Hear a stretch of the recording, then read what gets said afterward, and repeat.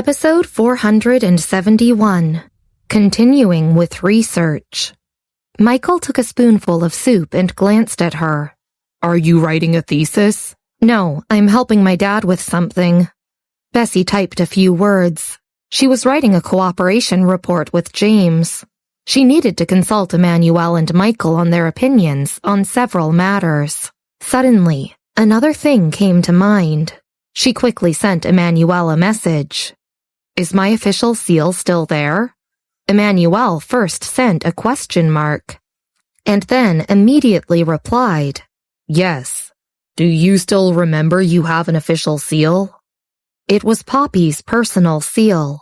Bessy glanced at the message and paused. Tell someone to bring it to me tomorrow. She put down her phone and continued calmly typing on the keyboard. Her expression was cold.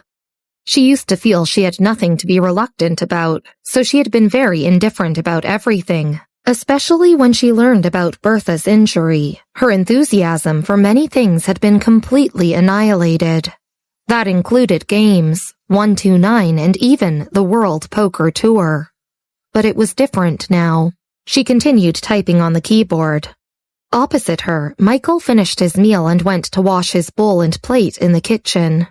Although he had eaten slowly, Bessy still wasn't done with the document. Seeing that he had finished eating, she left her half-written document, turned off the computer, and followed him into the kitchen. Inside, Michael had already finished washing the plates. He took a dry towel to wipe his hands clean and paused when he saw Bessy behind him. Don't worry about me. Walking over, he stopped beside her and leaned down to wrap his arms around her shoulders. He seemed to sigh softly. I had already expected this day to come. It just came too suddenly, and I was caught off guard.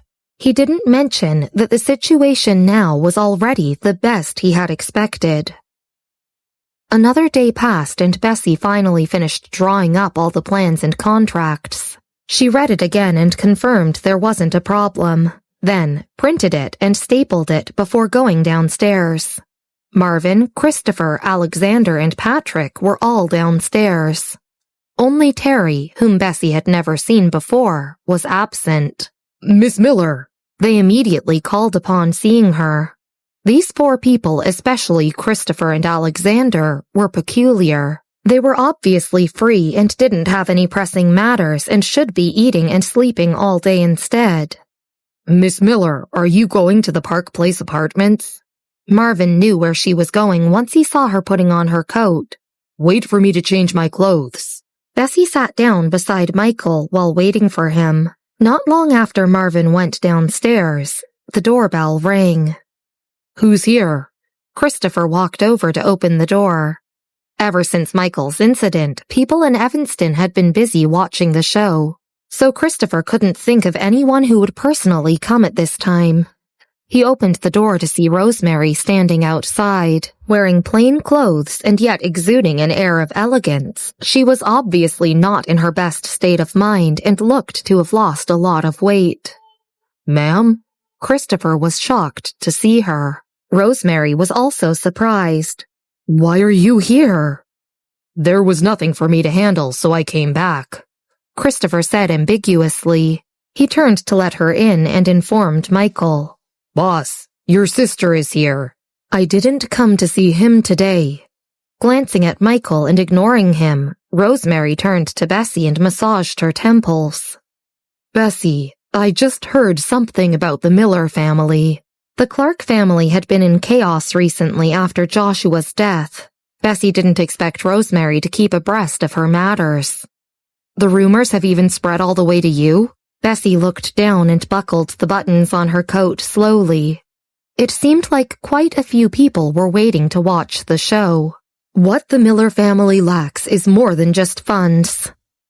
After a moment of silence, Rosemary said, extremely keen to handle this aspect. I'll release news that... No need, Rosemary. Reaching out for her documents, Bessy stopped her with a warm expression. You have to deal with the Clark family matters first. I'll handle the Miller family's side myself. Marvin came back upstairs the moment she finished speaking. He took the car key.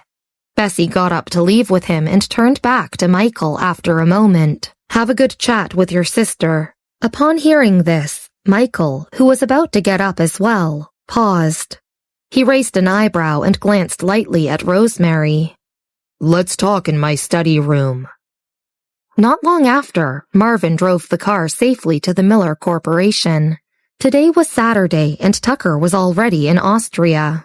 Because James's case at hand was problematic, he had come to work at the headquarters as usual. When Bessy arrived, Jack was talking on the phone. President Simpson, this joint venture case. He was trying to rein in the investors. They had all agreed to the joint venture case previously. Sorry, Jack, but our company's funds are really limited now. President Simpson said apologetically on the other end. Jack hung up the phone. This was already the third time he had been rejected today. He knew that the turnover was impossible unless the Miller Corporation faced some changes. Businessmen all prioritized their own benefits. This joint venture case of James's carried too much risk. Why are you here? Jack paused and hung up the phone. Sit down. I'll go find James. Before Bessy stopped him, a staff member hurriedly walked inside and said, Jack, people from the engineering department have left our team. Taken aback, Jack paused and nodded. His eyes darkened and he was speechless. He wasn't too surprised. He turned and was about to find James. Behind him, Bessy stopped him. Jack, they've probably already left. Jack turned, wondering what she meant. Chuckling softly, Bessy muttered, I wanted to know what effect the four-dimensional engine would have. She handed Jack the document. For 2 years, she had stopped her research on the engine. Now, she had picked it up again to try to find out what effects the four-dimensional virtual engine would have. Episode 472. Business as usual. What's this? Confused, Jack just stared at the sealed document. Bessy just asked, When will your press conference be? Because of the huge project investment by the Miller family and James's first official appearance, they were going to hold a press conference.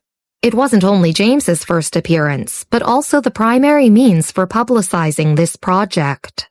However, they didn't know if they actually needed this conference. Not to mention Evanston, even if it was just the Miller family, many people had their eyes on them and were waiting to watch the show. Jack paused for a moment and spoke slowly. Next Wednesday. 4 days later. Bessy smiled, glancing at the time. Okay, go to the office first. Jack had a headache with everything that they had been doing over the last few days. Without hesitation, he took the document and headed towards the office. In the office, James propped his hands on the table, his eyebrows sharp. Many people were in the office. Skylar, you can cover work tasks in the next few days. We'll have a few newbies. James turned to another figure, feeling vexed. Skylar White was the team leader of James's subordinates. Sir, I'm sorry. We also have other projects at hand. Skylar said. You can let the minister handle the issues. Our team is very busy and doesn't have time. Skylar, what do you mean by that? Minister Miller flared up when he heard this. Where are your duty and morality? Minister Miller was about to continue when James reached out to interrupt him. He raised his hand and patted Minister Miller on the shoulder. Leader White, you just need to make room for the newcomer. He didn't say much. Skylar smiled. Thank you, sir. He turned around and left, looking a little disapproving. As expected, Gabriel was right. James was the end of the force. After Skylar left, Minister Miller couldn't help but look at James. Sir, why did you let them go like that? It's useless keeping them. James shook his head. Skylar was already determined to leave. Forget it. They won't be dedicated to it anyway. Upon hearing this, Minister Miller remained speechless. James made sense. James returned to his sofa, his expression constantly changing. Although the Miller family was down in the ruins, a starving camel was still bigger than a horse, and they could still afford to hire newcomers. However, it was too difficult to dig up an elite hardware engineer like Skylar in a short time. At this moment, it wasn't just a financial issue. The team's elite engineers had already been reined in by Gabrielle. Minister Miller, as for the press conference on Wednesday, James pondered for a long while and raised his head. Have you sent out the invitations? He was considering canceling it. We've released the invitations and invited reporters as well. It's not impossible to cancel the press conference now, but... Minister Miller knew what James was thinking. As soon as the conference was cancelled, James would find it even more difficult to mix with the Miller family. After all, many people were waiting to make fun of him. James pursed his lips. He was about to call Michael, but he put down his phone at the thought of the Clark family's current situation. Jack. He looked up at Jack, who just entered the office, and slightly nodded. Jack had already seen Skylar pack up her office items and leave. Knowing that there was no possibility for a turnaround, he said, "James, Miss Miller is waiting for you outside." James quickly stood up to find Bessy. After he left, Jack looked at Minister Miller and asked about what the company was concerned with right now. "What happened to the press conference?" Skylar has left. The team is missing an experienced senior hardware engineer. It's not easy recruiting newcomers, and they're not as well known either. You should know that our bank loans haven't been settled yet. I think James wants to cancel the press conference. I agree that it'll be better than forcing it. Shaking his head and sighing, Minister Miller soon saw the document in Jack's hands. Jack, what's that? "Miss Miller gave it to me." Jack raised his hands. "I don't know. I haven't seen it yet." With that said, he reached out to open the sealed document. Because Bessy's expression had been too calm when she handed the document to him, Jack hadn't asked much. Now, he opened the document casually. "Miss Miller." Minister Miller nodded. Minister Miller felt very regretful at the mention of Bessy. He had always been pining for her to join the headquarters. But he knew he couldn't grab someone from the White family. "Could it be a document for Tucker?" Jack opened the first page and casually glanced at it. At the top was a bold word, followed by the word contract. "Contract? What is this?" Jack put on his reading glasses and read word by word. The first few pages were contract details, and the back was a bunch of academic modeling and a division of labor. Jack didn't read to the end and only took out the contract page. Minister Miller was done talking with Jack and was about to head back to recruit newcomers. As soon as he stepped out of the door, Jack said, "Wait, Minister Miller, help me look at this." Episode 473. Shock. Minister Miller stopped and glanced at it. "Let me see." He knew that Jack normally didn't touch such contracts. He leaned over to take a look. The contract only had 3 pages. Jack had already turned to the last page, where there was a bold signature with an official seal. This kind of signature official seal told Jack nothing. However, Minister Miller was immediately shocked. "This... You recognize it?" Jack was old and didn't know much about the engineering world. However, judging by Minister Miller's reaction, he knew it wasn't simple. But Minister Miller neither spoke nor left the office. Instead, he quickly walked to James's computer and excitedly opened the internal forum of the World Poker Tour. He clicked on a link on the page. This forum was more professional and was naturally incomparable to social software like Twitter. But Jack still saw that the page had 39,000 fans. He scrolled down and was taken aback to see the ID written. Poppy. "Is this someone from the World Poker Tour?" Jack was in awe. Shaking his head, Minister Miller remained silent. He clicked on a screenshot from a series of internet links, zoomed in and compared the signature to the paper. He couldn't help but sink down onto the chair. Holding the contract tightly in his hand, his eyes trembled, and the veins on his hand popped up. I'm going to find Miss Miller. Minister Miller leaped up and went to find Bessy. He arrived at the lounge to find that both James and Bessy had already left. Jack followed Minister Miller anxiously. Minister Miller, tell me, what exactly did Miss Miller give me? What made him so shaken? Something that even the World Poker Tour can't think of getting. Minister Miller turned around, his fingers trembling. He tried his best to keep his turbulent heart steady and his eyes shone brightly. Jack, we won't need to cancel our press conference. Downstairs, James walked with Bessy. They were still talking about Tucker. The people they passed by all greeted them respectfully. Miss Miller. Mr. Miller. Only the insiders knew about Bessy's feat in the successor test, since the higher-ups, including Minister Miller and Gabrielle, were all respectful to Bessy. The staff at the bottom rungs naturally wizened up and greeted her with vigor. The ordinary staff didn't even know about the affairs of the four major families, despite it being particularly blown up, let alone internal affairs. They made their way for them immediately. Grace, who had come to see Gabrielle with Anne, was stopped by the security officer. Make way, Mr. Miller and his daughter are coming. Blocked off like the rest of the people, Grace and Anne could only watch as James and Bessy came out. James was wearing a black suit, not as simple and honest as before, but rigorous and rather imposing instead. In the past 6 months or so, Grace had seen Bessy's news more than once on TV. This was the first time she saw her in real life in a long time. This time, she felt even more clearly that both Bessy and James had become completely different from what she had known before. What's there to see? They're only standing tall because of the Clark family's crown prince. Anne stood aside with gloomy eyes.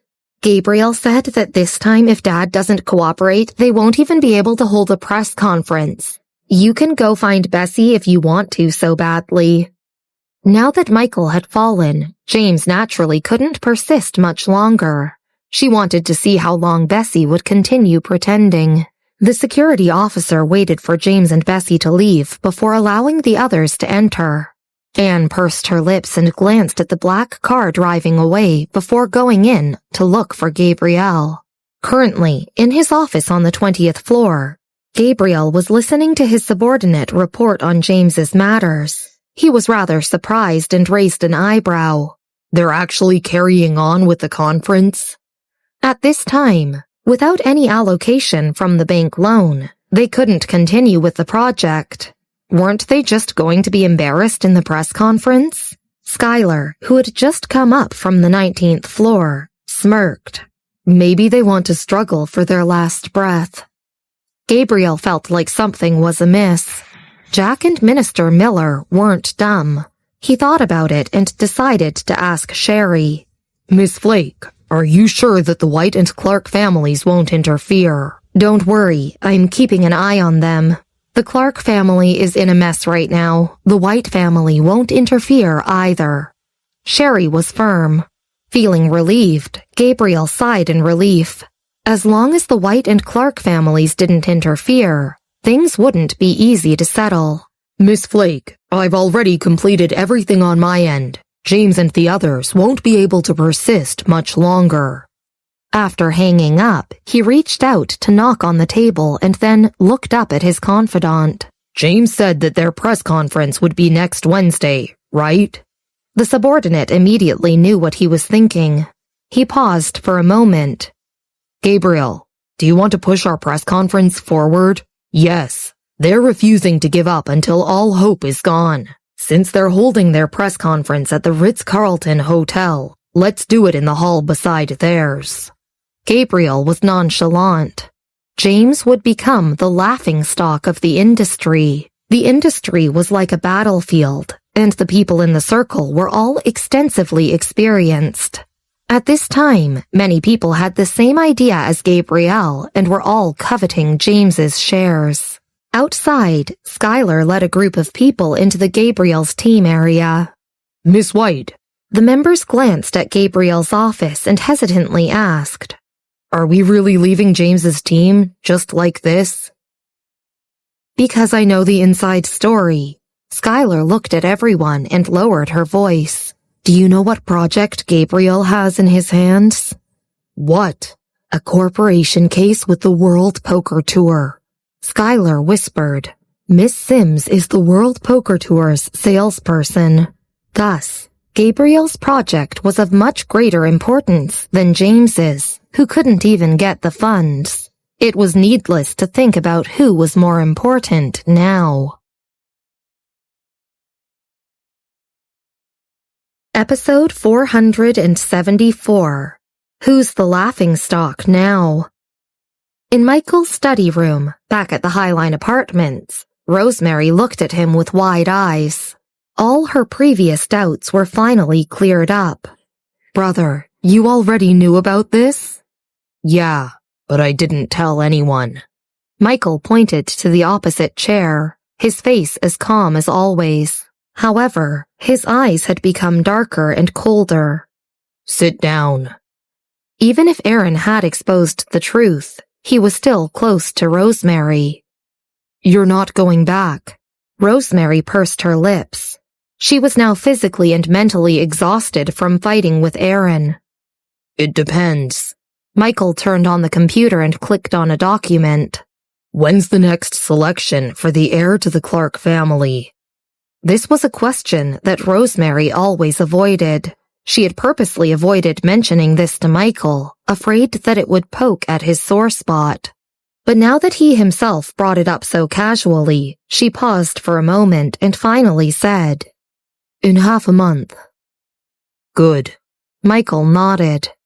Christopher entered with a document. This was just sent by Terry, Giant Crocodile. When Christopher saw Rosemary, he paused and said vaguely, Take a look at it. Terry wants to come back after hearing these things. Michael briefly glanced through the document and looked up. You're all itching to be in America? Thinking about the activities Terry had done with Giant Crocodile, Christopher couldn't help but cough and didn't dare to speak. Patrick would probably be driven out by the Navy's 3rd Division, too. Michael stood up with a calm expression. Tell him to submit his resignation letter and come back to sell clothes. Christopher was taken aback. He finally reacted after a few minutes. What Michael really meant. So, they called it selling clothes? Their voices were steady, calm, and not at all depressed as Rosemary had imagined. She thoughtfully went downstairs. After so many years, she knew that the most incredible thing about Michael was that his money was almost inexhaustible. Rosemary was relieved to think of this. The situation probably wasn't as complicated. She passed by Patrick and Alexander, who were watching Marvin water the flowers. Then, she turned to Patrick. Patrick, are you selling clothes now? Patrick was unsure how to reply, so he said, Yes. He had always been. Rosemary said, That's good too. She was about to say something when she decided against it. Michael walked Rosemary out. After they left, Patrick and Christopher gathered around Marvin. Other than Marvin, the other brothers rarely returned to the Clark family and didn't have much sense of belonging to them. At this time, Marvin was proudly introducing his new flower species to his 4 brothers. Do you see it? It's a new type of cold-resistant flower species that I researched recently. It's even more cold-resistant than the old gardeners. Marvin lifted his chin, his usually expressionless face now laced with pride. The others quietly glanced at the pot of flowers and were silent for a long time. They stopped themselves from making comments. Christopher sighed and patted Marvin on the shoulder. In the end, his good brother had become a gardener. After a few days, James's press conference day had finally arrived. Bessy got up early and ate breakfast.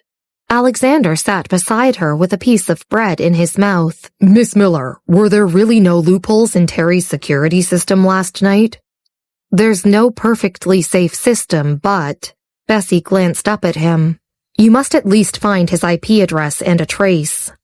She still needed a host link if she wanted to attack a foreign security system, or she wouldn't be able to get in without a port. Okay, Alexander sighed. I'll try again and see if they click on my Trojan horse. While they were talking, Christopher and Patrick followed Michael out of the study room. Bessy sipped her milk and glanced at Michael, casually propping her chin up. My dad has a press conference today. When she had been lost and confused during Bertha's death, Michael had been there to help her arrange her itinerary and had brought her to play. Sitting next to her, Michael said, Okay. They finished breakfast and left. Bessy put on a windbreaker and pulled on her hat. Wearing a black coat without a hat, Michael's cheekbones were clear. He had become thinner and thinner recently, and his clothes were now much looser on him. Bessy turned sideways and glanced at him. Let's go. Marvin didn't follow them this time. Not long after, they arrived at the hotel. Bessy had always been afraid of and annoyed by crowds. If it wasn't to bring Michael out today, she wouldn't have come. She had asked James for the address in advance. It was being held in the hotel's second hall. There were arrows guiding those attending along the way. Michael held her hand as they walked to the second hall. They happened to pass by the first hall, which also showed a huge screen for a press conference. At this point, many reporters had already entered the room. It was almost time for the press conference. Seeing the relatively empty hall on James's side, Bessy raised an eyebrow.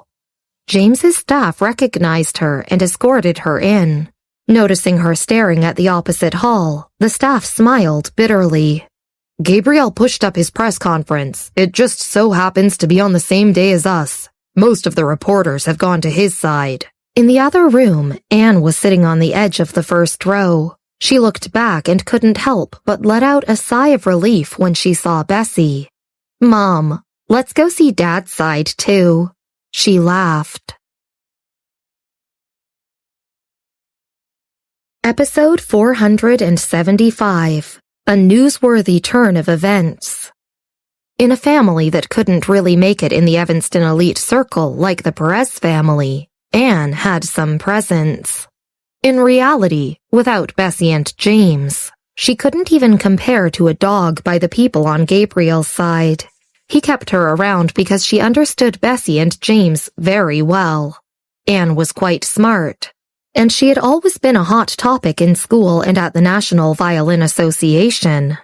Unfortunately, every time she ran into Bessy or whenever Bessy was there, she would feel that she had no presence. After entering the capital for such a long time, this was the first time Anne truly saw Bessy in a disadvantaged position.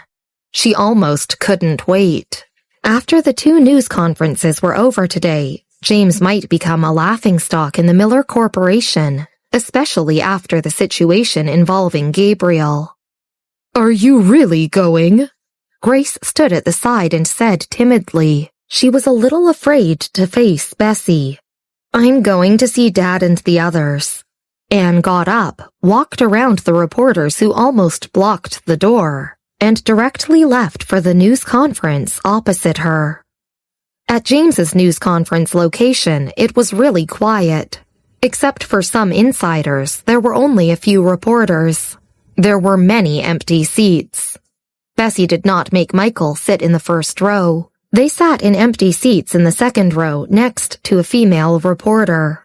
Although Michael was wearing a mask, he couldn't conceal his honorable presence.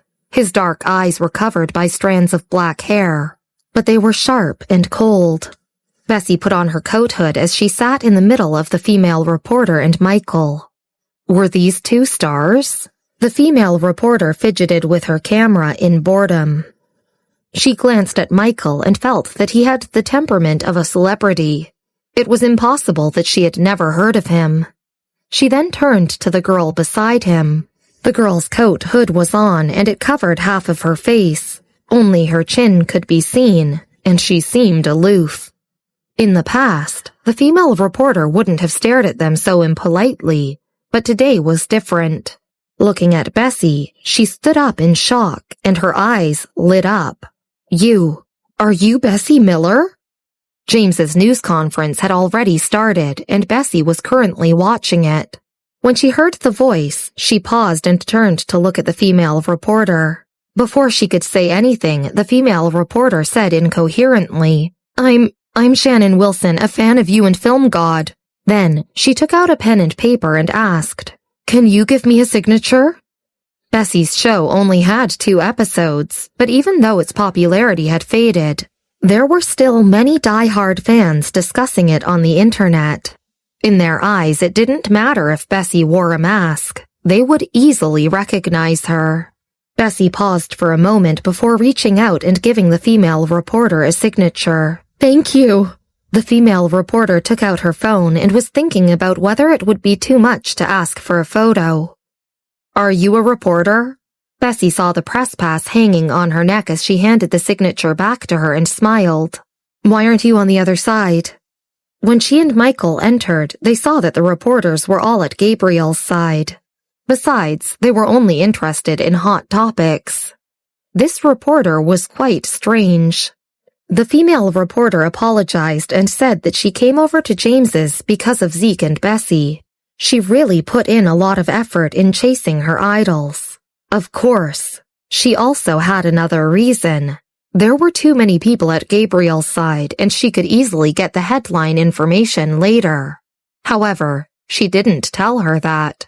Actually, I think that James's news conference is also worth watching. The female reporter solemnly kept her signature and said professionally. Bessy was quite surprised. It's truly worth watching. You should pay attention. Shannon didn't really pay attention to what Bessy said. Her attention was focused on the man beside her. The news conference had already started. Minister Miller started by introducing himself. Shannon picked up her camera and took a few casual shots absent-mindedly. Her attention was focused on the person beside Bessy. James and Gabriel had released the project estimate a long time ago. When Shannon entered the conference hall, she already expected no big news to come out today.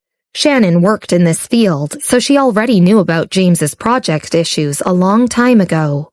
In Shannon's view, today's news conference probably wouldn't go as she expected. Besides Minister Miller, who came out first and was quite reputable in the industry, the others were newcomers and were not very impressive. However, Minister Miller seemed quite calm. Today, this place was deserted, yet he could still speak confidently and freely. He must have been mentally prepared. Just as Shannon was thinking about the planned joint venture, bold words appeared on the big screen. 4-dimensional virtual search engine. What was this new term? Was it different from current software engineering? Shannon was taken aback. Was this a new type of joint venture or was it just a fancy title? As she thought about it, she couldn't help but pick up her camera and take a picture. This was also news. Minister Miller solemnly introduced the participants to the new virtual search engine. These are all the members of our team. Michael also seemed to look at Bessy in some shock. Seeing that Minister Miller was so serious, Shannon picked up her camera and took a picture of the people shown on the screen. It was led by James and Minister Miller. Behind them were the technical staff members of their team. After Skylar left, the team leader was replaced with a newcomer. He didn't stand out, but his achievement was quite impressive. Shannon thought about it and put down her camera. At this time, the next slide was shown on the screen. There was more?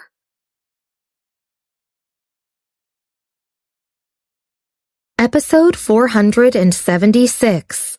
A huge wave. Shannon was startled. James was still able to hire these people in this situation? Newcomers? She lifted her head and looked at the next slide. Shannon thought that it would be a page filled with unrecognizable words. Suddenly, a completely unexpected name appeared on the next slide. Technical partner. Poppy. What the hell? When Shannon saw Bessy, she suppressed her exclamation, but at this moment she couldn't hold it back. She stood up and stared at the screen with wide eyes. Goosebumps were raised all over her body. Those who came here were all reporters from major newspapers and had first-hand information. Those who were not industry professionals may not know Poppy. However, they all did their homework, especially after the appearance of the EA robot half a year ago and the World Poker Tour suddenly becoming a developer in the capital. The World Poker Tour was low-key and there wasn't much news about it. But Shannon knew everything about the World Poker Tour and naturally knew that one of its two big bosses was Poppy. This person was several times more mysterious than Emmanuel. She had a strong reputation in the World Poker Tour for using an EA robot and advanced code to secure that position. From the beginning to end, she only participated in the proposal involving the World Poker Tour and the robot. Since then, she disappeared. Her most recent appearance was in July last year when she caused an explosion on the IT industry. Could it be that there was a new technology developed? What kind of virtual search engine was that?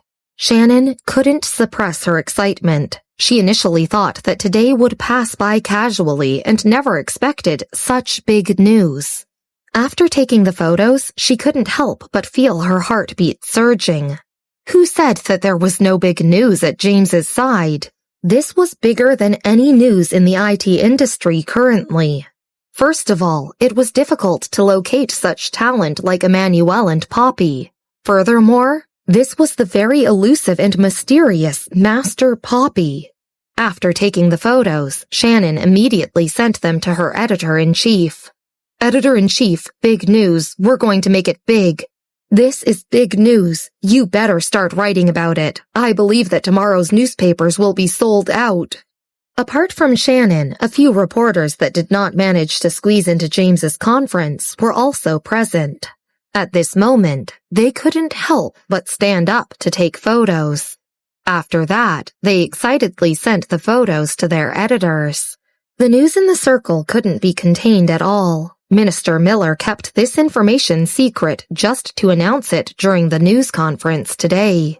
Minister Miller, can I ask if this news is real? Why would Poppy want to work with you? Are you going to work directly with the World Poker Tour? Minister Miller, can I ask if Poppy herself will appear? The reporters who didn't even want to say anything at the start couldn't help but stand up one by one excitedly, wanting to get a hold of the microphone. There were only 5 or 6 reporters, but their exclamations and flashing cameras made it seem like the room was filled to the brim.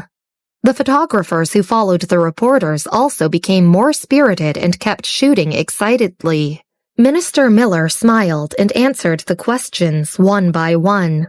It's true. We have already signed the contract. This is an official seal. 2 minutes later, a reporter rushed over after catching wind of the news.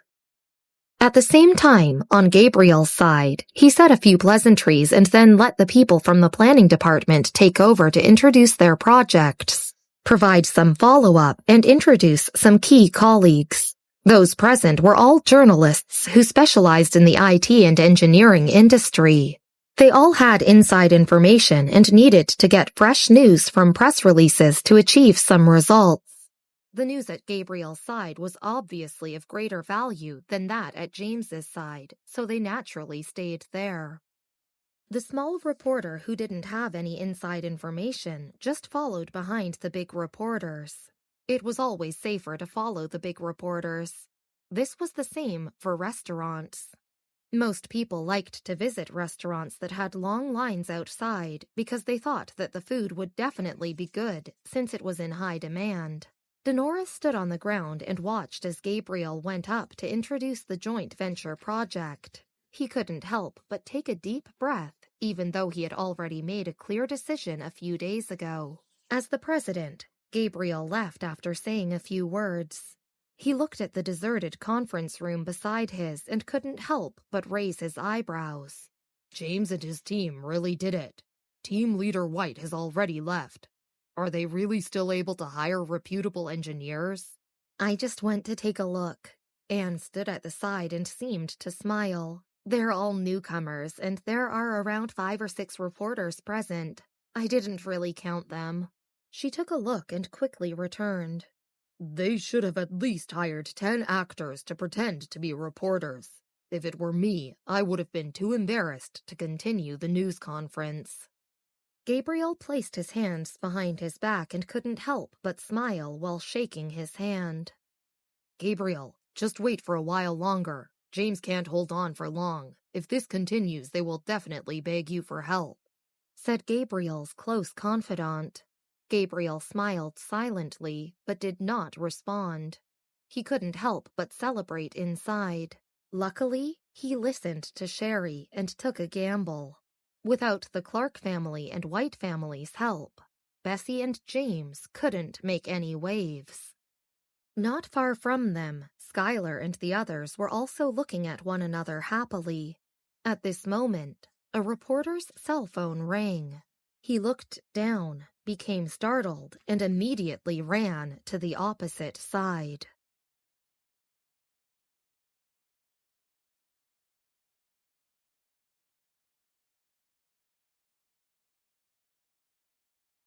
Episode 477. Earth-shattering news. What's he doing? At the side, Grace, who had been afraid to speak, finally said something. Besides Grace, Gabriel, Skylar, and the others did not know how to react. At that moment, Denora was talking about the engineering process. It was the climax of the news conference, and most of the reporters were waiting for the internal news about the World Poker Tour from her. It should be the moment everyone was waiting for. How could reporters leave at this time? Especially to go over to James's side. Could it really be like you said? Gabriel's confidant asked. Could it be that James really brought over some reporters? Aside from this, they really couldn't think of any other reason. Gabriel nodded slightly and acknowledged this possibility. It was only one reporter anyway, so he didn't mind. He placed his hands behind his back and let the reporters prepare for tomorrow's news. The son of the Miller Corporation's news conference is deserted, and the family is deteriorating. This news is not bad, Gabriel quickly said to his confidant. Just as he finished speaking, in the crowd, 5 more reporters left with their cameras. At the same time, it seemed that there was some sort of movement. The reporters who fought to enter the news conference were frantically running towards the opposite side. In about 5 minutes, only about a dozen reporters were left at Gabriel's side. The reporters were questioning Denora on stage. May I ask who you are planning on cooperating with? A male reporter asked Denora. Halfway through the question, the phone in his pocket rang. This was the ringtone he set for his boss, and he quickly picked it up. Before he could say anything, there was a roar from the other end. Where are you now? The other reporters have already covered the exclusive news about Poppy. Why is there nothing on your end? The male reporter was taken aback. What? As he spoke, he looked back and saw that the initially densely packed area was empty in an instant, and only a few reporters remained. The joint venture at James's side. Poppy is a partner. You're on the front line right now. Do I have to tell you about this kind of news? You better get over there and give me an exclusive interview. Damn it. The reporter didn't care about Denora anymore, quickly passed the microphone to someone else and sprinted across the hall. No wonder the reporters behind him already ran away. Didn't they say that there wasn't any news on the other side? What was this exclusive big news of the century? Like the sweeping of falling leaves in the autumn, Gabriel's side was very quickly empty. Initially, another reporter had asked Denora a question, but after answering a phone call, he also hurriedly left. Standing on the stage with delicate makeup, she was utterly confused. Gabriel and the rest also did not know how to react. What's the situation? Did James buy all of the reporters? Gabriel's subordinate asked. However, from the way the reporters hurriedly left, it did not seem this way. His expression was dark. He lowered his head and said to his confidant, "Go to the other side and check out what's going on." Gabriel's heart was uneasy. However, he comforted himself. Sherry already said that nothing could go wrong. Neither the Clark family nor the White family interfered, so what else could happen? Gabriel pursed his lips and clenched his fists in distress. "Wait, Gabriel, I don't think you need to ask any more." Turning around, his confidant took out his mobile phone and showed him the newly published articles. He clicked on them and stared at them blankly. Gabriel was stunned. "What?" The confidant showed him the news. 10 minutes had passed since Shannon published the first photo. Shannon's newspaper website published the first article, and the headline was fascinating. Master Poppy joins forces with the Miller Corporation to revolutionize the IT industry. Gabriel stared at the news intently. "World Poker Tour? That's impossible. It must be a sensationalized headline." It was only an ordinary press release. Gabriel did not believe it. Right now, James did not have any decent partners besides Minister Miller. But now he was working with Poppy? Who exactly was Poppy? She was someone mentioned in almost every class at Northwestern University and the University of Chicago by the professors of the computer science department. Her success did not just lie in the robots. Together with the World Poker Tour, she led the IT industry for 10 years, and this historic progress was well known to every IT technician, especially the advancement and breakthroughs of 4D imaging and artificial intelligence. Unfortunately, after this happened, Poppy was nowhere to be found. However, she had many die-hard fans in the IT industry. Someone that the World Poker Tour couldn't control was cooperating with James? Gabriel felt that it was impossible. The news on this website wasn't credible at all. Without saying a word, he quickly searched for James's official website. There was no news on the homepage. He refreshed it. In an instant, a new headline was updated on the homepage with 2 banners. Technical partner, Poppy, and a signature from the contract. The words were very clear and succinct. Gabriel, his shareholders, and his partners were all stunned. "It's actually true?" They were baffled. Skylar also took a step back and looked at the other side incredulously. This is going to be fun. On the first row, the secretary of a manager the 4th son was supposed to work with also received the news. "I'm telling my boss that the situation has changed." A middle-aged man took out his phone and dialed. "Quickly, get a hold of the president." The female secretary also said hurriedly, "This James is also contacting the chairman."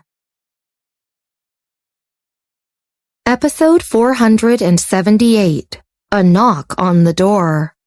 Those at the event location were all aware of the insider news. Many people couldn't wait to see the Miller family turn into a joke, but they didn't expect James to pull out a trump card.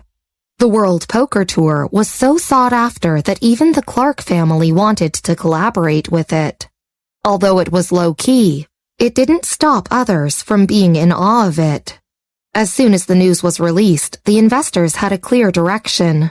Not only them, but the remaining representatives of the Miller Corporation's shareholders also took out their phones to report the situation to their superiors. In this case, Sherry and the Flake family weren't important anymore. "Didn't you say that neither the Clark family nor the White family would intervene? What's this situation then?" Gabriel also received a call from an old shareholder who was giving him a scolding. "I'm being screwed over by you." After that, he immediately hung up before Gabriel could reply. Grace didn't understand the situation, but this didn't mean that she couldn't read the faces of the people present. She saw the expressions of Gabriel and the rest of the crowd and felt that something was wrong. She couldn't help but turn to look at Anne. "Anne, this..." Anne also took out her phone to look at the news. Shannon and the other media outlets had released photos and exclusive interviews which caused an uproar in the IT industry. She didn't know who Poppy was, but she could tell how significant she was, judging from the discussion below and Gabriel's reaction. At this time, she paled, and she wasn't in the mood to read any more of it. She only looked at her uncle and said, "Gabriel, Gabriel stood rooted to the ground and his heart sank. It took him a long time before he raised his head and looked at the crowded hall on the opposite side. A chill ran down his spine, and it took him a long time before he recovered. Take care of yourself. I'm having a hard time protecting myself right now," he said to her. Without waiting for Anne's answer, he looked directly at his confidant. He knew in his heart that neither the White family nor the Clark family interfered. In the Clark family, Rosemary had collaborated with the World Poker Tour, but it could not compare to the partnership with the mysterious boss on the 28th floor. If these two families could get Poppy to appear, they wouldn't give up this opportunity to James. The only possibility was... Gabriel took a deep breath. A lone shadow flashed in his mind. "Bessy, cancel the press conference." Gabriel turned around and said to his confidant immediately, "Go and discuss this with his secretary. I will give him another 5% of the shares as a gift. Starting today, no one in this group is to give me a proposal to go against them." To Gabriel, giving away 5% of shares was akin to giving away a piece of himself. He said that it was a gift, but it was more like bowing to James. After giving up 5% of his shares, he would no longer be the largest shareholder of the Miller Corporation. He knew exactly what he was doing, but he knew what it meant for James to come up with this contract. If it was possible, he didn't want to lose 5% of his shares. But if he didn't do so, he might. "Yes, I will go now." His confidant quickly took out his cell phone to contact the relevant parties and settle this situation. Gabriel wasn't in the mood to deal with anything else. He didn't bother to contact Sherry and quickly left. After he left, the remaining people looked at one another blankly. Anne held the doorframe and sat on the ground. She understood that even Sherry couldn't do anything about Bessy. She could never get on Bessy's level. Not far away, Skylar cursed quietly. "Leader White, what should we do now? Gabriel's project is about to be suspended." A member of the group looked at the crowd of reporters in the opposite hall and thoroughly regretted his actions. They shouldn't have left James's group with Skylar a few days ago. Skylar pursed her lips and said in a daze, "Let's go back and finish the handover work first." At this moment, after hearing the news about Poppy, many experts were rushing to work with James. He wanted to go back, but Minister Miller would definitely reject him. He didn't expect James to be so lucky. At this time, not only Gabrielle, but Skylar also realized that Bessy wasn't as ordinary as they thought she was. The news conference ended. Bessy wore her hood and quietly waited for James and Minister Miller to finish entertaining everyone before following them to the Miller Corporation. As for Michael, he followed behind her quietly. His temperament was just too special, and after James called him Michael, Minister Miller and the others recognized him. Even though there were many rumors about him in Evanston now, Minister Miller and the others were still very respectful to Michael. In James's office, he finally hung up his last call, looked at Minister Miller and bowed. "Minister Miller, I have to thank you for this." Everyone else was sitting on the sofa in the office. Hearing this, Minister Miller shook his head. "It was Miss Miller who got the contract. I just helped with the psychological warfare." However, this result wasn't bad because now many of James's insiders were removed. "Yes, it's mainly because of Miss Miller." Jack did not sit down, but looked at Bessy. In the office, the few shareholders who stood on James's side from the beginning to end also looked at her. "Luckily, we have Miss Miller. In the future, Minister Miller doesn't have to fight alone." The group of people looked at Bessy curiously and had countless questions, but they didn't dare to ask them after seeing Bessy's cold face. Bessy stretched and did not say anything. She answered her phone, raised her head and said, "You're here? Okay, we're on the 19th floor. Just tell them my dad's name." Bessy, who's here? James asked her. Bessy looked at the door and thought about it. "Someone I worked with in the past. You can meet this person today." Oh. Jack nodded and did not pay too much attention to it. I can go downstairs to welcome him. Since this was Bessy's friend, it was a little impolite to let him come up by himself. "No need." Bessy shook her head and continued to look at the door. "He doesn't like these things. He'll be here very soon." After hearing what she said, Jack thought about it and didn't go out. This genius's friends had many quirks. Maybe Bessy's partner liked being discreet. As the group engaged in discussion, a knock on the door was heard. Episode 479. Did you call her the flower goddess? Tucker's teacher is here so quickly. Jack went to open the door. The person who arrived wasn't Tucker's teacher, but Skylar and her group. Jack and Minister Miller did not have a good impression of Skylar and this group of people. Until now, they still remembered how aggressive they were just a few days ago. James and Minister Miller were here regarding the handover. Skylar said in a low voice. It sounded ridiculous because a few days ago they had their noses high up in the air and refused to do their jobs. But today, they actually came forward voluntarily to finish the handover. Minister Miller nodded slightly. Skylar and the others did not feel the cold shoulder at all. Instead, they bowed respectfully. "We will finish the handover process then." After that, she was about to leave with 2 people. At that moment, a person entered. He was wearing gold-rimmed glasses, had defined eyebrows, and looked quite impatient. James, who had been speaking to Michael and Bessy, felt his presence and immediately stood up. "He's here." This person was Tucker's online teacher. Jack and James were naturally very respectful of him and stood up. "You..." James took 2 steps forwards and Jack hurriedly went to make tea. Before James could greet him, he rejoiced and said, "Second cousin?" "Cousin." Emmanuel understood the situation. He didn't reveal any other emotions, but it was obvious that he was in a good mood. "Sir." Since it was a meeting among relatives, Minister Miller and the 2 shareholders did not bother them.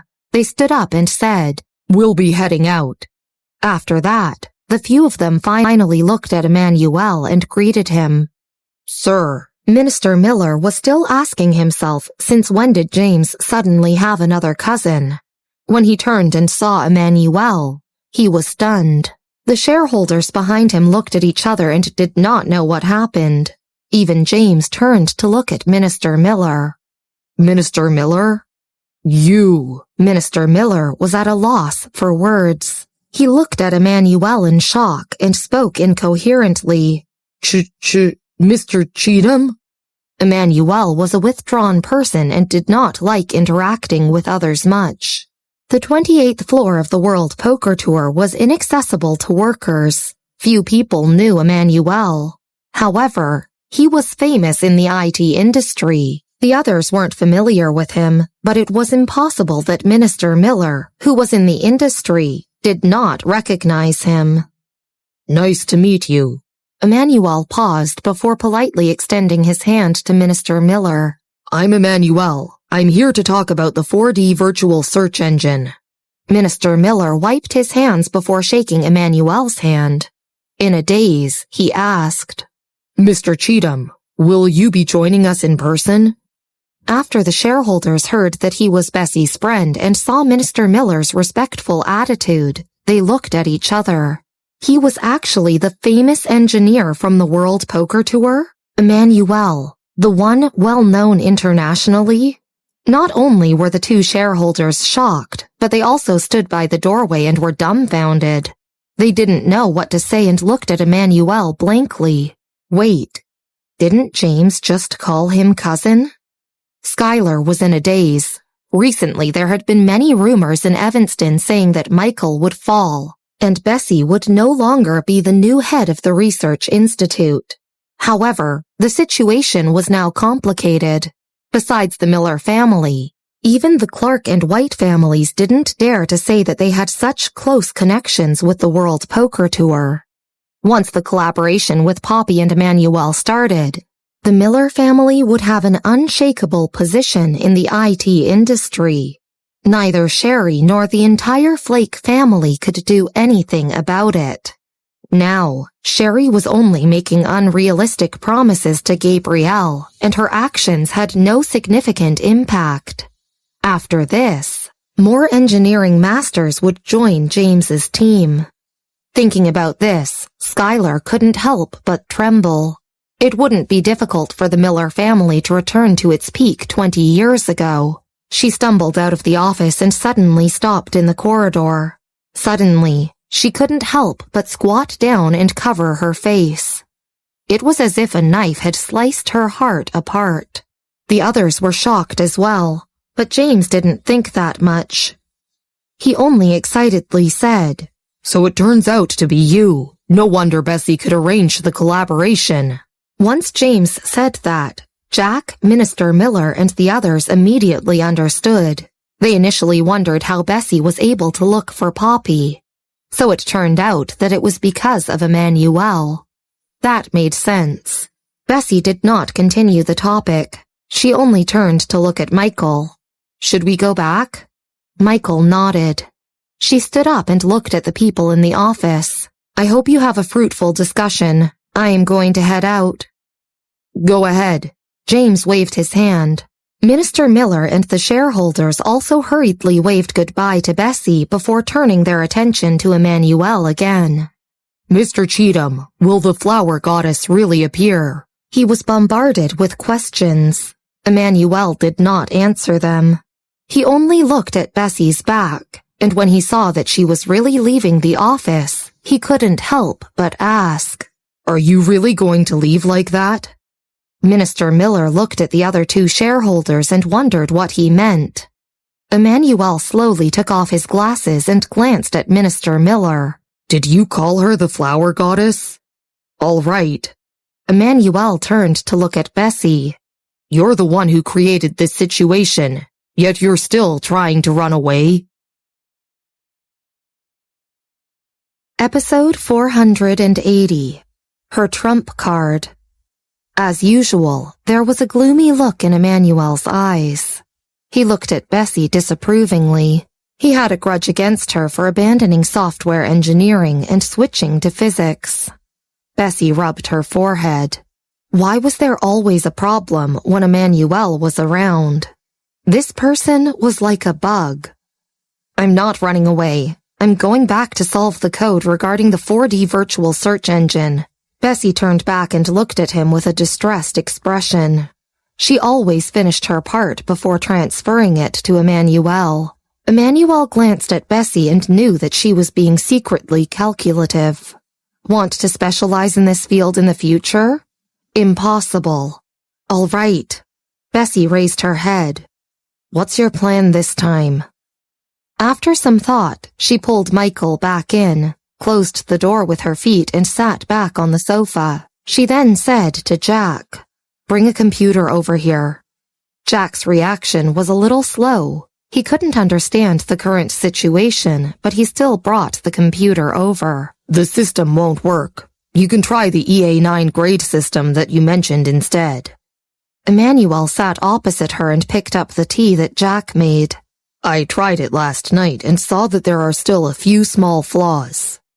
After that, he handed a USB to her. He glanced at her and said, "I see that you aren't very busy. The people on the 28th floor have been waiting for you every day. It has already been 2 months. Bessy lowered her head and asked, "Haven't I already left? Aren't you making a comeback now?" Emmanuel retorted. Bessy was speechless. Well played. In the office, Everyone was dumbfounded except for Michael. They understood every word but did not understand the situation. Bessy inserted the USB into the port, opened the source code, and slightly squinted. "There are some flaws. Minister Miller, come over." She spoke in a rather calm tone. "Oh, okay." Minister Miller responded in a daze, walked swiftly to Bessy, and looked at the complicated code. Emmanuel sat next to Michael and took a sip of his tea. He reminded Minister Miller and the others. "Did anyone record it? Her patience is not good. After she explains it once, it's hard for her to explain it again." The technical understanding of this group of people wasn't strong, so Emmanuel was scared that they wouldn't understand it. The two shareholders quickly reacted and started a recording. "I heard that the manor is gone." Emmanuel looked at Bessy's movements and then at Michael. Michael nodded rather indifferently. "I guess so." Emmanuel lowered his voice and frowned slightly. "You should be careful of the forces in Evanston and try to avoid them." "I know." Michael was as calm as usual. He looked at Bessy deeply. "You don't have to worry." Terry wanted to come back, but he was stopped by him. The World Poker Tour was stationed in Evanston last year. It was impossible that Michael didn't know why all these forces came to Evanston. He thought about it. Did he even listen to him? Emmanuel glanced at Michael and then looked away. He nodded with a complicated expression and stopped talking about this topic. In the past, he thought that Michael's perception wasn't as good as Alejandro's. This was because Alejandro was very experienced and Michael's business was too dangerous. His every move was monitored by Matthew. Recently, Alejandro had started to slow down. But now, thinking about this, Michael might have to call him cousin like Bessy did. Emmanuel thought about this expressionlessly. Actually, it didn't seem that bad. Bessy had always been a fast coder. Those in the Miller Corporation knew about it after she joined the air assessment, and it seemed that she had almost finished sorting out the system. Finally, she looked at Emmanuel. "There's indeed something wrong. I will go back tonight and change the system." "Okay." Emmanuel nodded. With his goal achieved, he didn't want to bother Bessy anymore. So, he stood up and looked at Minister Miller beside her. "In the future, look for her first. She's basically responsible for all of this, and there are some parts that I'm not aware of. Of course, from today onward, you will have to give me an office at the Miller Corporation." Bessy massaged her wrists and then asked, "Okay then, I'm leaving." She had a small headache. There had been many problems on hand recently. She left with Michael. This time, Emmanuel watched her leave and did not stop her. "What did he say to you just now?" At the elevator entrance, Bessy couldn't help but ask Michael. Michael watched as the elevator door opened. He pulled Bessy aside as there were people inside. "He talked about the forces in Evanston." Thinking of this, Michael turned on his phone. After some time, he opened a web page and sent a message to Christopher. "Prepare Terry for his return to Evanston." Hearing this, Bessy also paused and planned to ask Jared about the situation later. When she was in Chicago, she investigated Michael but did not find out much except that the forces backing him were very complicated. It seemed that it was truly complicated. As for her trump card, the office. After Bessy, Michael, and Emmanuel left, the majority of the people were still in a state of shock. Minister Miller looked at the computer stiffly. After thinking about it, he turned to look at the shareholders. "Did I just hear Mr. Cheatham wrong? I heard him say that Miss Miller." The two shareholders were also mind-blown and looked at each other in awe. "I think he said that Miss Miller is the flower goddess you mentioned." Episode 481. The Flake family is horrified. The group of people in the Miller Corporation did not dare to say anything. The few of them looked at one another for some time until a shareholder finally said, If it's really Miss Miller, it's actually not that surprising. After all, Bessy was the only one who passed the air assessment after so many years. Not that surprising? Minister Miller looked at him as if he was joking. The shareholder fell silent. Everyone in the office was baffled, and no one could calm down. Call Zeke and let him know. Minister Miller reacted quickly, took out his phone, and said solemnly, Let's not get too excited yet. After all, Miss Miller didn't acknowledge her roots, but her family still regarded her highly. Who didn't know that Bessy was the new star in the academic world now? Whether she could be the successor of the Research Institute, the old researchers would definitely not let her transfer to another industry. After all, he heard the grudge in Emmanuel's voice. However, he really felt that Bessy was the beacon of hope for the Miller family.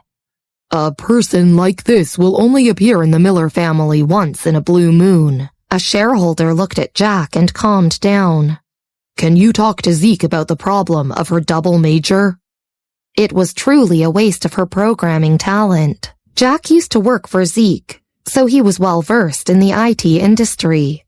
Hearing what they had said, he gained some clarity and paused for a moment. Looking at Minister Miller and the two shareholders' hopeful eyes, he shook his head. Zeke and James feel guilty towards her and will not mention this to her. She also has no desire to return to the Miller family, especially since Mr. White is on the World Poker Tour.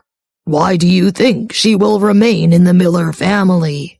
If she can perform well in the academic world, James and I will be very happy. Jack smiled and looked out the window. When he first met Bessy at Northwestern University, he felt that she had the same demeanor as the patriarch of the Miller family. The Miller family had been abandoned by several major institutes for years, and Jack wondered when a child of the Miller family would be able to join a laboratory or research institute by their own caliber. After about half a year, he watched as Bessy joined a laboratory and became the successor of the research institute. The Miller family didn't back her. Hearing what Jack said, the others paused. The capital's current situation is very complicated, and the Miller family has no place to say anything. Jack's expression was dark. Evanston really likes to be involved in messy situations. Unfortunately, the patriarch of the Miller family was not here. If he was in his prime, Bessy wouldn't have had such a difficult journey. At the Flake family's house, Sherry sat in the living room. Many people in the Flake family were listening to her.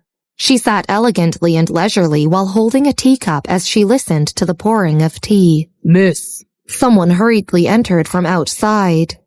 Sherry looked up and frowned. Her posture remained graceful as she asked, Why are you in such a hurry? Something happened at James's side of the press conference, said the middle-aged man as he bowed. James?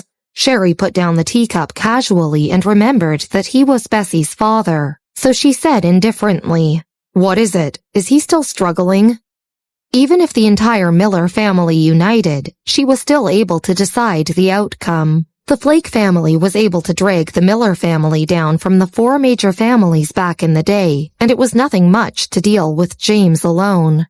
Her actions were just a warning to Bessy. Thinking of this, Sherry couldn't help but sneer. Miss Sim's project can't go on anymore. James and the others sought the help of the World Poker Tour. The middle-aged man shook his head. The World Poker Tour is the leader in the IT industry in America. The Miller family was able to sign a contract with them and even managed to get a master to personally sign it.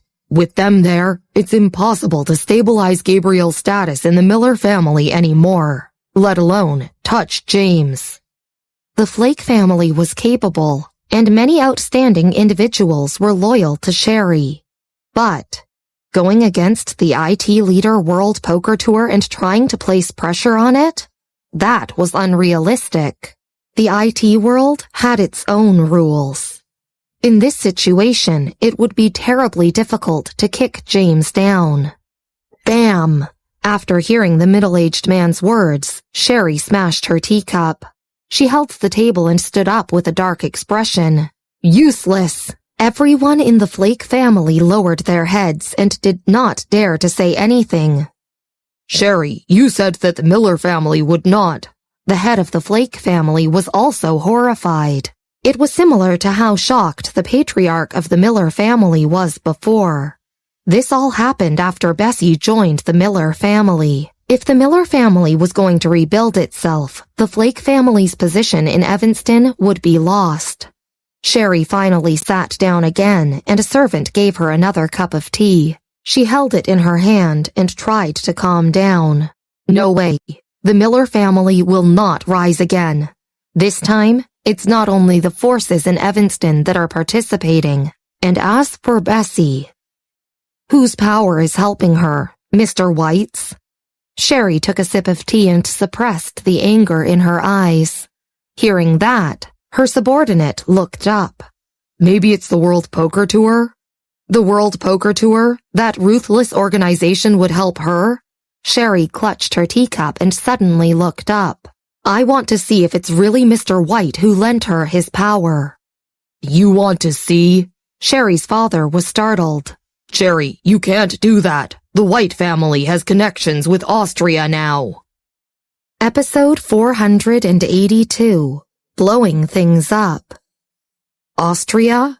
Have you forgotten about how the Miller family was destroyed in the first place? Sherry smiled faintly. Eric thought this was enough to escape the disaster. What a joke. The Clark family wouldn't make any moves considering Michael's situation. But the White family? Sherry lowered her gaze. She held her teacup tightly. The news about the Miller Corporation took the capital by storm. Crowds of people were waiting to see the excitement unfold. Information about the World Poker Tour gradually surfaced. Bessy and Michael went back together. Michael opened the door. Christopher and the others were still in the living room. The phone in Bessy's pocket rang. She looked at it and saw that it was a call from Giant Crocodile. While changing her shoes, she answered the call. Giant Crocodile's voice was very lazy. He smiled and said, My good brother, I will be coming to the capital soon. Bessy paused. Those in the World Poker Tour, Michael's father's men and Giant Crocodile were all coming to the capital? She looked up with a deep expression. When? I will go directly to Jared. The 5 of us can finally reunite. Giant Crocodile smiled. I'm just here to join in the excitement. Bessy also wanted to ask about what happened to Jared in the capital. Hearing Giant Crocodile's words, she paused. Are you sure you can get here safely? Evanston was nothing compared to Austria. If he came here and did not conceal his identity, he would probably be detected by the Air Defense Force. You can help me cover my tracks. Jared can handle the rest. Have you forgotten what Jared did in the past? Giant Crocodile bit on his cigarette. My subordinates have done an investigation. Recently, they've seen a lot of people going to Evanston. When I arrive, I will tell you more. He wouldn't be able to explain it clearly over the phone. These people always went where the action was. Bessy wasn't surprised. She stood at the doorway and did not go in. She only looked in and calmly said, I'll be going out for a while. Michael was currently talking to Patrick in a serious tone. Hearing Bessy's voice, he stood up and thought for a moment before saying, Christopher. Yes? Christopher nodded and understood his intentions. He stood up, took his car keys and walked out with Bessy. After they left, Patrick's expression became stern. Terry will arrive at night. According to him, there are some movements from Giant Crocodile. Thinking about this, he frowned. He has been thinking of a plan for 129 and specifically sent Sherry there. Patrick couldn't figure out the current situation. Terry had fought with Giant Crocodile before, and neither of them outdid the other. Hearing Giant Crocodile's name, Michael paused, knocked on the table, and asked Patrick, "Leave Giant Crocodile alone for now." "Leave Giant Crocodile alone?" Patrick was startled. If Sherry really had relations with those behind 129, things would become more complicated. However, Michael must have his own reasons for saying that. He nodded and stopped talking about Giant Crocodile. On the other hand, Christopher sat in the car and glanced at Bessy through the rearview mirror. "Miss Miller, where are you going?" "Blackstreet." Bessy looked out the window, rested her arm by the car window, and looked out calmly. Christopher was taken aback. He spent little time in the capital, but he knew about Blackstreet. It was a very messy place. Furthermore, Blackstreet was where 129 was located. "Just stop at the intersection." Bessy retracted her gaze. Christopher parked the car at the intersection of Blackstreet and was slightly surprised as he watched her leave. Christopher naturally did not think that Bessy came here for fun. Considering what happened last time when Rosemary went to Austria, Christopher was deep in thought as he tapped his fingers on the steering wheel. He was a little more convinced. Bessy was definitely related to 129. No wonder Michael did not want anyone monitoring Giant Crocodile. However, Christopher couldn't figure out how deep this connection was. Bessy wore a hat and mask as she walked directly to Jared's office. Compared to the other forces that caused one to be panic-stricken, Jared was laid back. He leaned back in his chair. The radio beside him was playing a small tune, and he was drinking coffee with his legs propped up. He looked like an ordinary teacher. There wasn't the slightest hostility, and he seemed to be relaxed. "You're here. Sit." Looking at her, Jared smiled.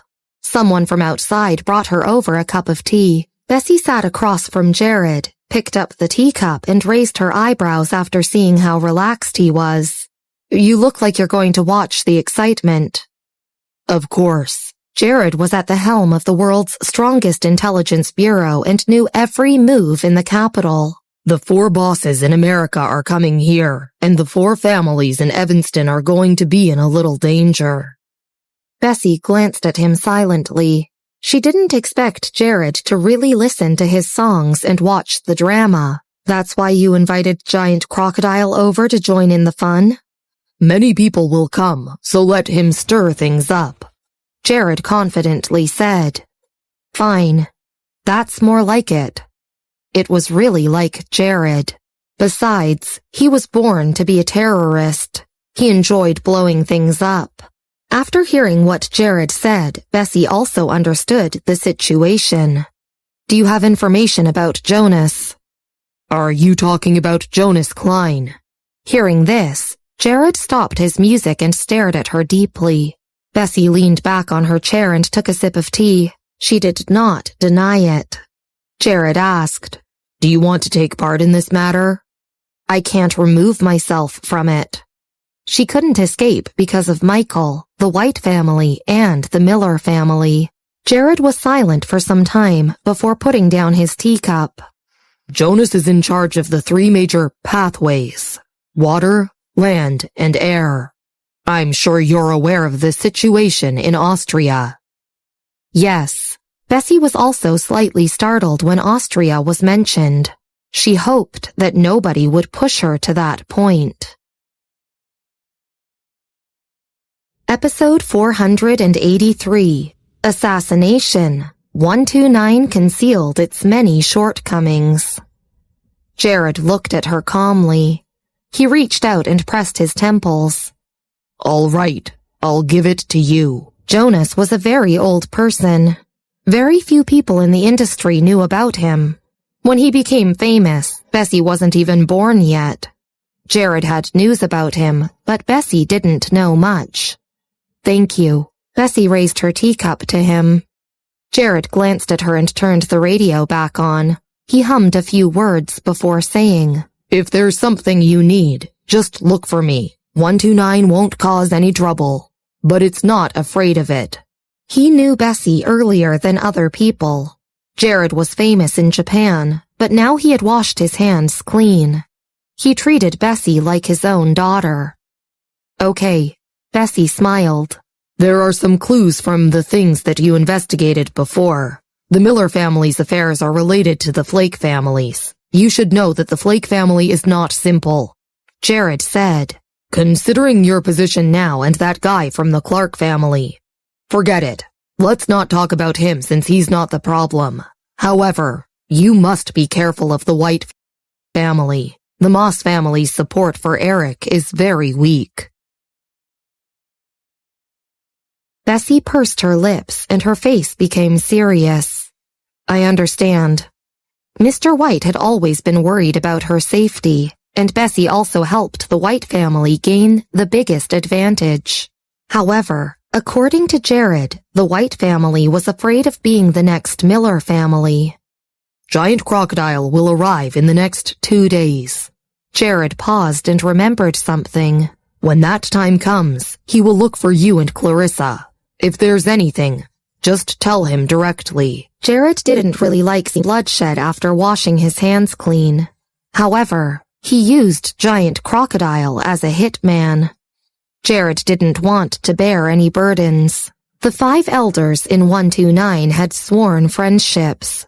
It could be said that if any of the 5 encountered a problem, the other 4 would take action without hesitation.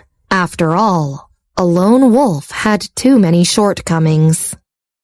After receiving the news, Bessy stood up and was about to leave.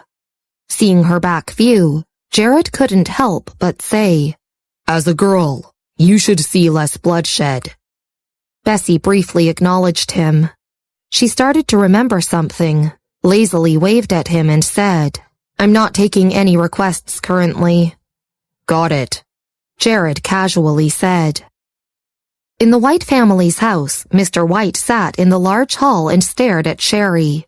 Bessy, I won't hide that Bessy is the only successor that I've chosen.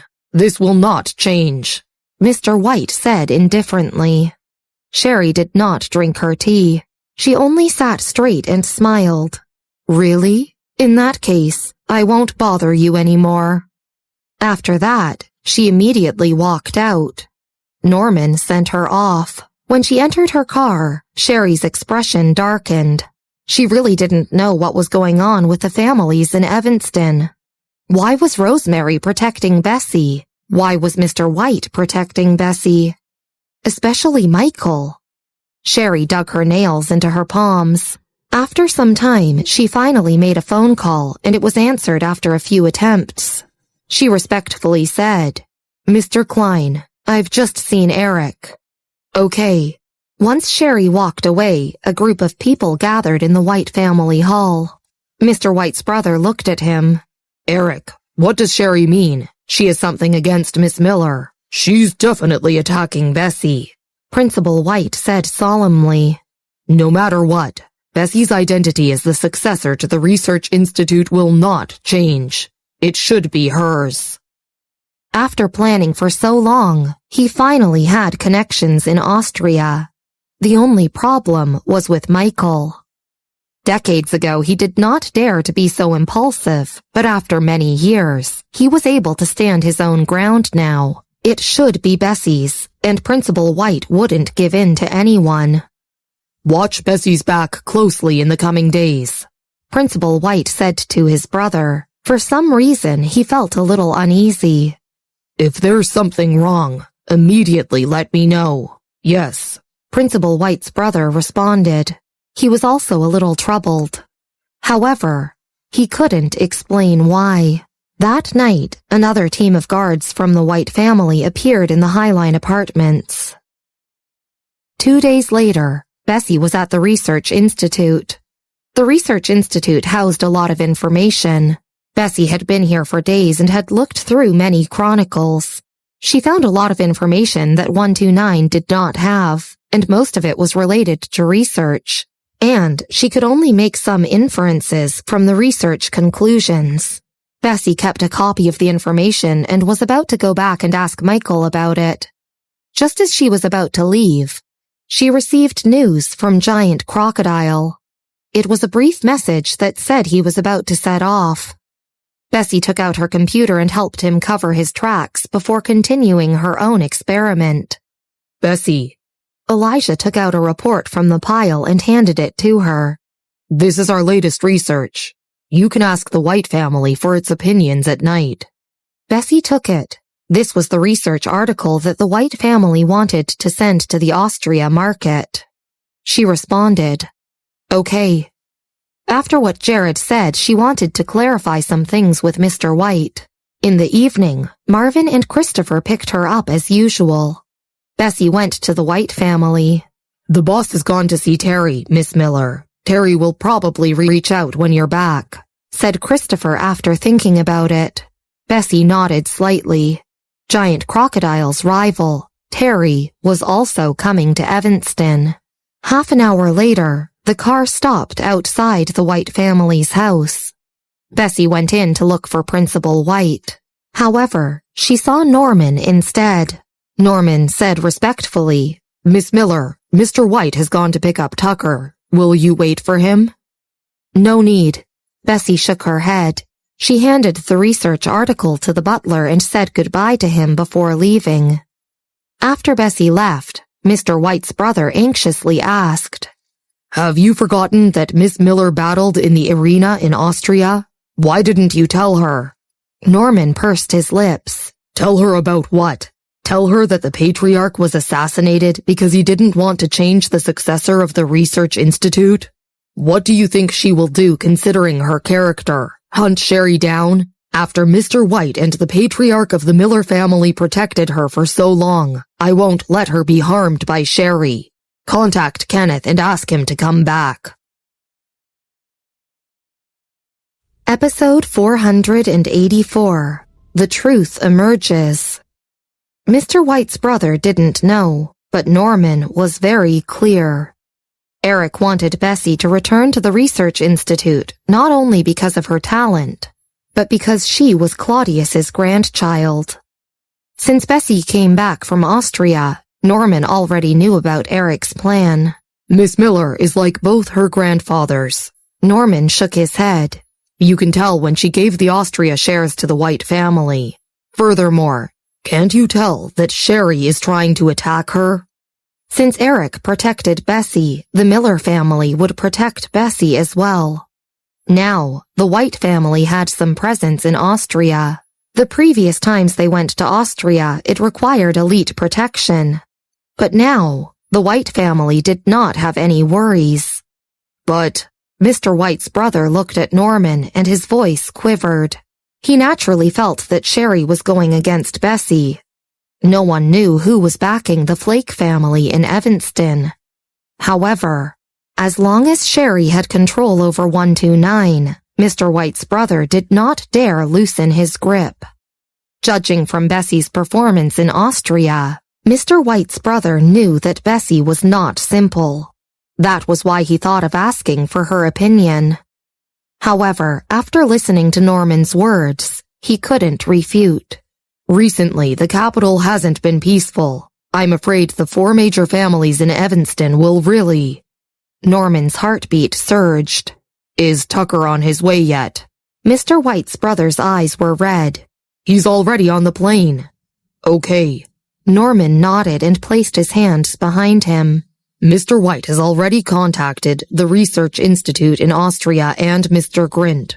Tomorrow I will find an opportunity for Miss Miller to go to Austria. With the Research Institute and the Moss family, even those backing Sherry won't dare to touch Miss Miller. Unfortunately." The road Principal White paved for Bessy was difficult now after it was revealed that Michael wasn't a descendant of the Clark family. At this time, Bessy was heading back with Christopher. She didn't stay long at the White family's house, so Terry hadn't arrived when she got back. Bessy took out the research from her backpack and handed it to Michael. "What?" Michael put down the book in his hands and took the research from her. "The information that links my grandfather to the Research Institute." Bessy took a cup of tea from Marvin and squinted. It's been giving me a strange feeling. The areas of research were all recorded on the cover page. Michael heard Bessy mention her grandfather before. In reality, when Bertha died in Chicago and Director Fielder was found in Chicago, Michael already guessed Bertha's identity. At this time, he wasn't that curious. He opened the Research Institute's chronicle and read it page by page. His reading speed wasn't slower than Bessy's. He easily sped through it. The chronicle mainly recorded the news of Claudius, the founder of the Research Institute. It was stated very clearly. The discovery of a crater in the country immediately aroused the curiosity of people from all over the world. The records were also written by bystanders. No one knew how the crater was discovered, but Claudius managed to extract materials from it. At that time, Claudius was a top-tier researcher at Northwestern University, and the reactor he produced surpassed the world's standards at the time. His research wasn't only useful for weapons but also for various advanced equipment. When Michael saw the last bolded sentence, he couldn't help but pause and sit up straight. "What's wrong?" Bessy took a sip of tea and noticed that he was in a daze. "Your grandfather." Michael pursed his lips and pointed at the last sentence. He asked her, "Three-dimensional pupil verification was made by your grandfather?" Choke. Christopher choked on his own saliva. He also raised his head and looked at Bessy in shock. Bessy did not speak immediately. After a long while, she smiled gently with an unspeakable pride. Yes. Previously, when she went to the airfield with Michael in Austria and saw the black mechanical door, Bessy already recognized that it was her grandfather's work. Daniel also had a similar door at his base. After hearing that, Michael nodded. He wasn't too surprised. After some time, he sighed and closed the research. Finally, he said, "There are some clues. Your grandfather was probably forced to research heavy-duty weapons, considering his ability at the time. If he wasn't forced, he wouldn't have died so unexpectedly." Bessy's grandfather's achievements at least allowed him to leave something behind in the academic world. "The strange thing is," Michael tapped his fingers on the table, "it's stated that the Miller family looked for your grandfather." "The Miller family?" Bessy frantically looked up at him. The confusion in her mind was finally starting to clear up. Michael also found it strange at heart. Why was James coincidentally at Fairfield, and why was Bertha's son-in-law? "The decline of the Miller family back then wasn't simple. It's probably related to your grandparents." Michael finally thought about this key point with extremely cold eyes. There was one point that he didn't mention. The bombing in Fairfield a few years ago was certainly not simple. Bessy held her cup and sat silently. She wasn't surprised at Michael's speculation at all. When Bertha allowed Grace to marry James, she didn't seem to mind that James moved bricks in a construction site. She felt that this was strange. Although Bertha was dead, Michael managed to piece the truth together, clearing things up for Bessy. The Miller family protected her grandfather. Bertha also protected James. She also agreed to Grace and James's divorce in order to prevent James from getting involved. Thinking about this, Bessy subconsciously thought about Principal White. Why did Principal White wait for her in Chicago for 3 years then? Episode 485. None of them are easy to mess with. Bessy's hands trembled as she held the teacup. The White family had been trying to establish a foothold in Austria for years. Some time ago, they even specially asked her and Kenneth to go there. What exactly was it for? It made no sense because the White family already had the Research Institute. Mr. White knew that she was not very interested in the Research Institute, but still wanted to make her the successor. While she and Michael pondered over these questions, Patrick and Marvin opened the door for Terry. Boss. Terry immediately strode in and looked at them excitedly. Bessy looked up. When she saw Terry, she guessed that Giant Crocodile wasn't far away. Miss Miller. Terry greeted her respectfully. Bessy wanted to talk to Terry about Giant Crocodile, but because of the topic she was discussing with Michael, she was in no mood to question him. She only greeted Terry and went upstairs. Boss, is Miss Miller okay? Terry was uncouth and carefree. He was confused after looking at Bessy walking away. Michael knew that Bessy was very troubled. He shook his head. How's your situation? I can still control the position in Evanston, but... Terry frowned and hesitated. I found some traces of Giant Crocodile coming here on the way. If 129 is involved, things will be complicated. None of the 5 elders of 129 were easy to mess with. If any of them were involved, things would be blown out of proportion. What do you think Jared is thinking? He doesn't want to stay in his base in Asia and decided to join in the fun in the capital?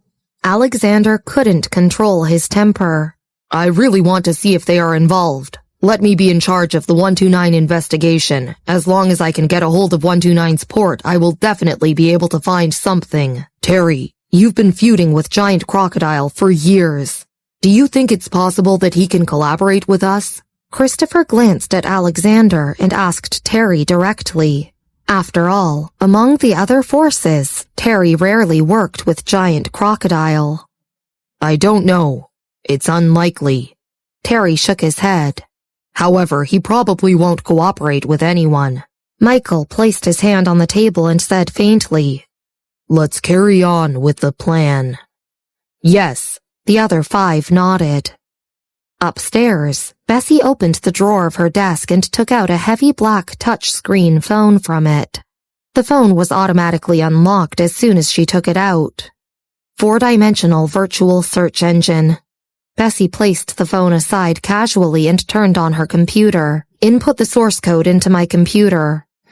A pleasing tone rang from the heavy black phone. In less than a second, Bessy's computer received a copy of the source code. For the time being, Bessy set aside her thoughts about her grandfather, the Miller family, and the White family. She knew in her heart that Michael was 80% right. If this was the case, her grandparents owed the Miller family too much. Bessy pursed her lips and started typing on the keyboard and studying the source code. This phone had been in her hands since she was born, and Bessy didn't even know what it was. Bertha only said that her grandfather left it for her. She only realized that the phone was unusual when she first had a Cold War with Grace. When she sat on the stairs alone that day, the phone suddenly turned on by itself. A virtual projection and some codes appeared. Bessy's initial interest in computers stemmed from this seemingly refined phone. She had never charged it, but it was still able to work. Bessy typed in some simulation codes. At this speed, she needed some time before it was ready to be sent to Emmanuel. After some time, the phone in her pocket rang. Bessy took it out and saw that Mr. Grint had called her. She was startled. Why was he contacting her right now? Teacher? Bessy put on her headphones and stopped typing. When Mr. Grint heard her voice, he paused and said with a smile, Bessy, are you okay? Bessy was focused on coding and did not notice Mr. Grint's strange tone. She raised her eyebrows. Why wouldn't I be okay? No, I just heard about what happened to the Clark family. Mr. Grint nodded. It's good that you're fine. If you need anything, remember to let me know. Okay. Bessy nodded. The two exchanged a few more words regarding the recent events in the capital before hanging up. In Austria, Henson looked at Mr. Grint. Teacher, didn't you say that you wanted Bessy to come to Austria's association? You wanted her to shock the students you're teaching now. After hearing that, Mr. Grint shook his head. It seems that something happened in the capital. Will Bessy be fine? Henson was startled. What Mr. Grint was talking about was definitely not simple. She will come to Austria tomorrow," Mr. Grint said as he took out his phone to call the Moss family. The next day, when Bessy got out of bed, she received a call from Norman. His voice was the same as before, but he was a little anxious. "Miss Miller, can you go to Austria with Tucker for a while? Mr. White really needs your help, or else I wouldn't be begging you." Austria? Bessy went downstairs and paused on her way to the dining table. Michael pushed a glass of milk to her side. Hearing her voice, he turned to look at her. Episode 486. Bessy's World Shattered. Only you can help the White family. Norman paused and sighed. "You—" At this time, the situation in Evanston was complicated. If it was a few days earlier, Bessy might not go. However, after hearing Michael's analysis last night, Bessy had mixed feelings about the White and Miller families, especially regarding Mr. White.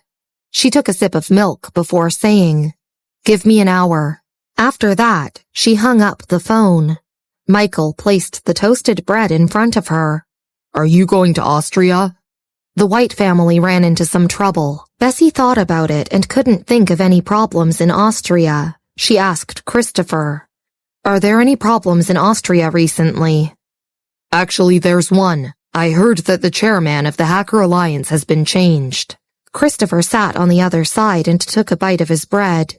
"Matthew is busy again." Bessy nodded. This wasn't related to the White family. She slowly ate her bread. "Don't worry and just go. I will still be in the capital and I will look after the Miller family." Michael glanced at her and spoke calmly. Bessy wasn't particularly worried about the Miller family. It was fine as long as there was the World Poker Tour and Emmanuel. She was worried about the White family instead. After eating, Bessy packed a small suitcase. Michael dropped her off at the airport. Marvin carried Bessy's suitcase and walked behind her. Bessy saw Norman waiting for her at the entrance. "Miss Miller and Mr. Clark." Norman bowed respectfully. Michael also greeted him. Bessy pulled her hat back down and looked at Michael. "You should look for your sister now." Today, the Clark family was selecting its heir. Bessy was initially going to accompany Michael, but something suddenly happened to the White family, so she could only go to Austria to look at the situation. "Okay." Michael nodded and hugged her. "Be careful." With Matthew in Austria, Michael wasn't particularly worried about Bessy's situation. "Miss Miller, give me your passport." Norman bowed to her and smiled. "I will help you get a ticket." Bessy looked at Marvin, and he unwillingly and slowly handed her passport to Norman. He also stared at Norman quietly. After that, Bessy went to the gate to wait for Norman. As soon as she entered, she saw a large group of people. In addition to Kenneth, there were also several young people from the White family. She paused and saw Kenneth's uncle sitting in the corner. So many people are going this time? Hearing her voice, Kenneth's uncle quickly looked up at her. His eyes were bloodshot and he finally said, "Eric said to let them see the world. In the future, Austria will be their main battlefield. Besides, with you here, we don't have to worry about their safety." This sounded like Mr. White, so Bessy nodded and didn't say anything.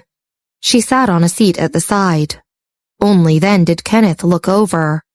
"Why haven't I seen Eric? Didn't you say there's a situation in the capital?"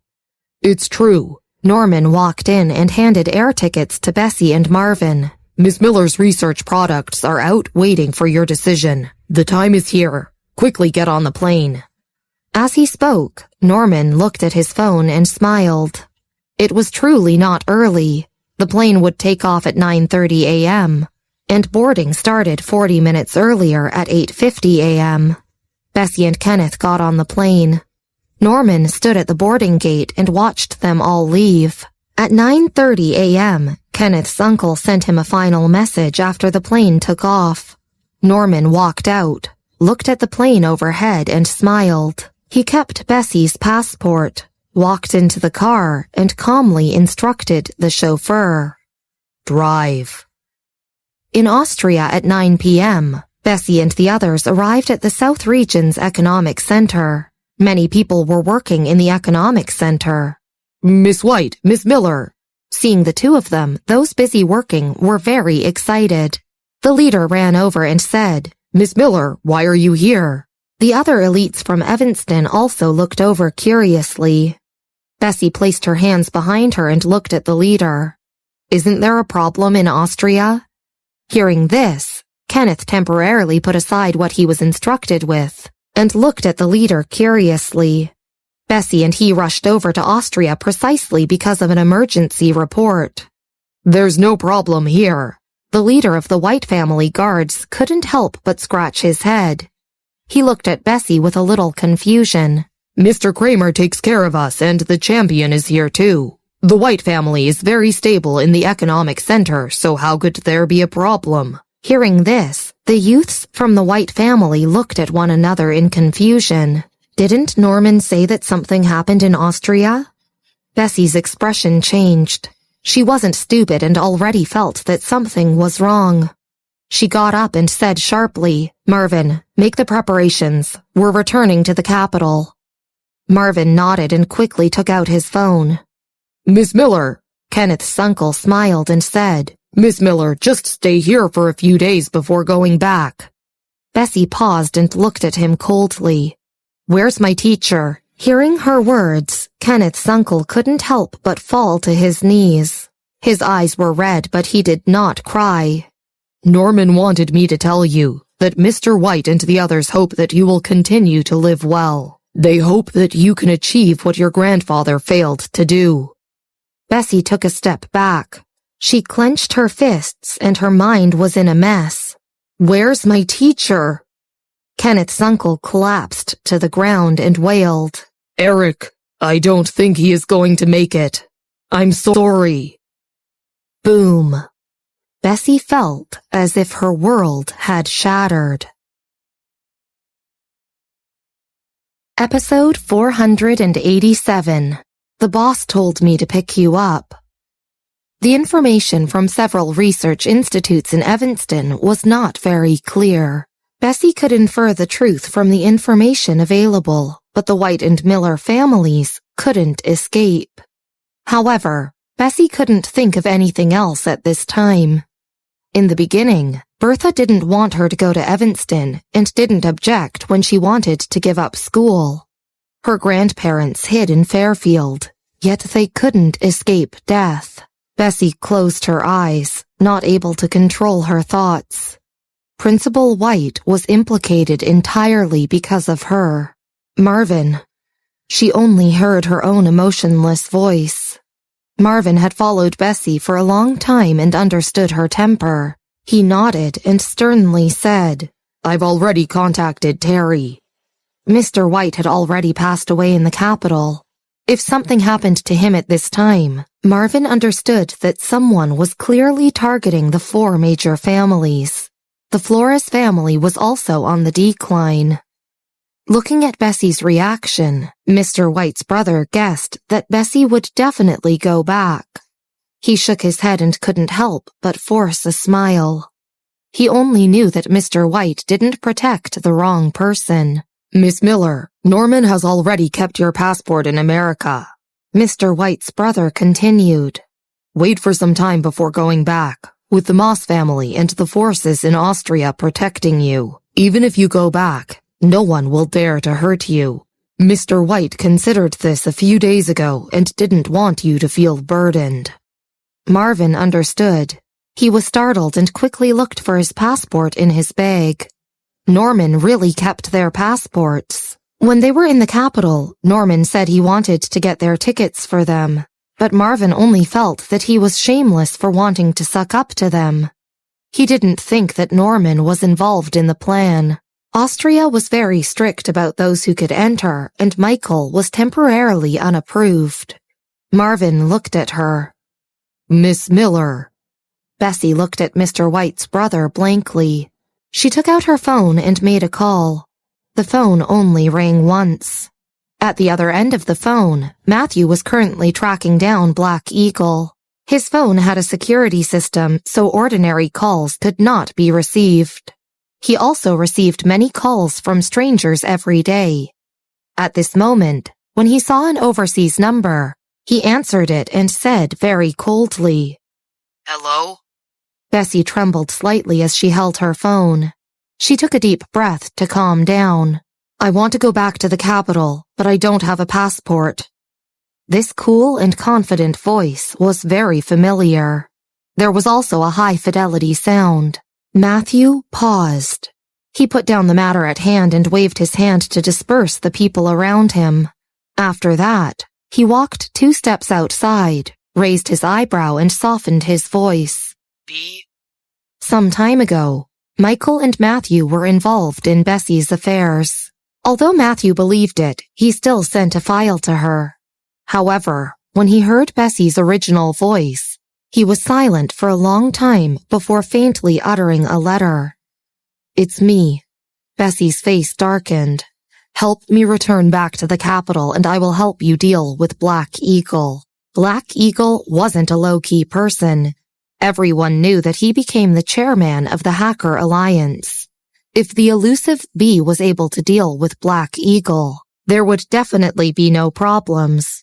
The important thing was that even if Bessy didn't state any terms, Matthew would still help her with this small issue. He immediately said, Give me the address and I will get you across the border. Considering the situation in Austria, no one else could help Bessy return to the capital in such a short time besides Matthew, not even the Moss family. Bessy could change the flight information, but this would take time, especially since the landing strip system in Austria was personally changed by her, and it was difficult to crack it. She could only rely on Matthew. After giving him an address, she hung up and looked at Kenneth. Are you going back? Kenneth was definitely not as traumatized as Bessy. As the heir of the White family, he tried to protest and said to her, Norman kept my passport too. Are you going back? Bessy repeated. Hearing her words, Kenneth looked up. Yes. All right. Bessy nodded. Come with me. Kenneth and Marvin followed her out. Miss Miller. Outside, the head of the wrestling ring, Carlo, also looked for Bessy after receiving the news that she was in Austria. Seeing Bessy's intimidating appearance, he was startled. Bessy coldly walked past him. She stopped at the open space outside the White family's residence in Austria. What happened? Carlo asked Mr. White's brother. Mr. White's brother looked at Bessy and saw that she was insisting on returning back to the capital. He asked, Can she leave Austria without identification? He was a little worried after seeing Bessy's overconfidence. Carlo shook his head. No, Austria has always been very strict about this. Even if it's our family's head, it would be impossible in a short time. That's good then. He sighed in relief. It would be good as long as Bessy and Kenneth did not return. Carlo squinted at him. What exactly happened? It's hard to explain. Mr. White's brother sighed. As the two of them chatted, Bessy continued waiting at the entrance. Carlo was a little curious at first, but after half an hour, he became impatient. At the same time, a convoy drove over. It was led by an army green car. There were flags attached to the right rear-view mirrors. The person in the driver's seat got out immediately, looked at Bessy and waved. Miss Miller, the boss asked me to pick you up. Episode 488. A Relief. Bessy nodded and glanced behind her. All of the people behind her were the elites of the White family. Eric really had the idea of going for broke and brought all of the family elites out. Bessy was usually responsible for her own actions, but she didn't dare to ask the entire family to take a risk with her. She could protect Kenneth, but she couldn't guarantee that she could protect the entire White family. 3 people. She withdrew her glance and looked at Matthew's subordinate. Matthew's subordinate recognized Marvin and immediately nodded. Okay, Boss has hurriedly arranged a 10-person plane. It's definitely enough. Go ahead and get in the car. Let's go back, Bessy said to Kenneth. Kenneth was filled with thoughts about Eric. He had some doubts about Matthew's subordinates, but he didn't think much about it. The three of them got in the car. Kenneth's uncle finally reacted from his shock and quickly ran forward. Miss Miller, Carlo said that even the Moss family couldn't return to the capital for the time being. Don't. We can. Bessy gave him a stern look. After that, she slammed the door shut. As he spoke, Matthew's subordinates had already driven away. Only exhaust was seen. There were many forces in Austria. Kenneth's uncle did not really understand the situation and had not researched Matthew's powers. Seeing Bessy and Kenneth leave in unfamiliar cars, he couldn't help but panic and look at Carlo. Carlo, will they be fine? Miss Miller said that she could return.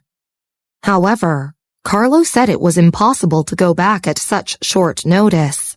However, after Kenneth's uncle finished speaking, Carlo paused for a moment. He looked in the direction of the cars. He didn't say anything, but Andre looked extremely calm. Mr. White, don't worry. Those were Matthew's subordinates. If he's unable to help them leave Austria, no one else in Austria can help them. Matthew? Kenneth's uncle and a few White family members felt that his name was familiar.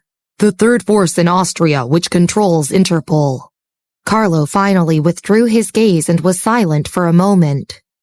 It's like what Mr. Fisher said. If Matthew can't do it, no one else can. However, how does Miss Miller know Matthew?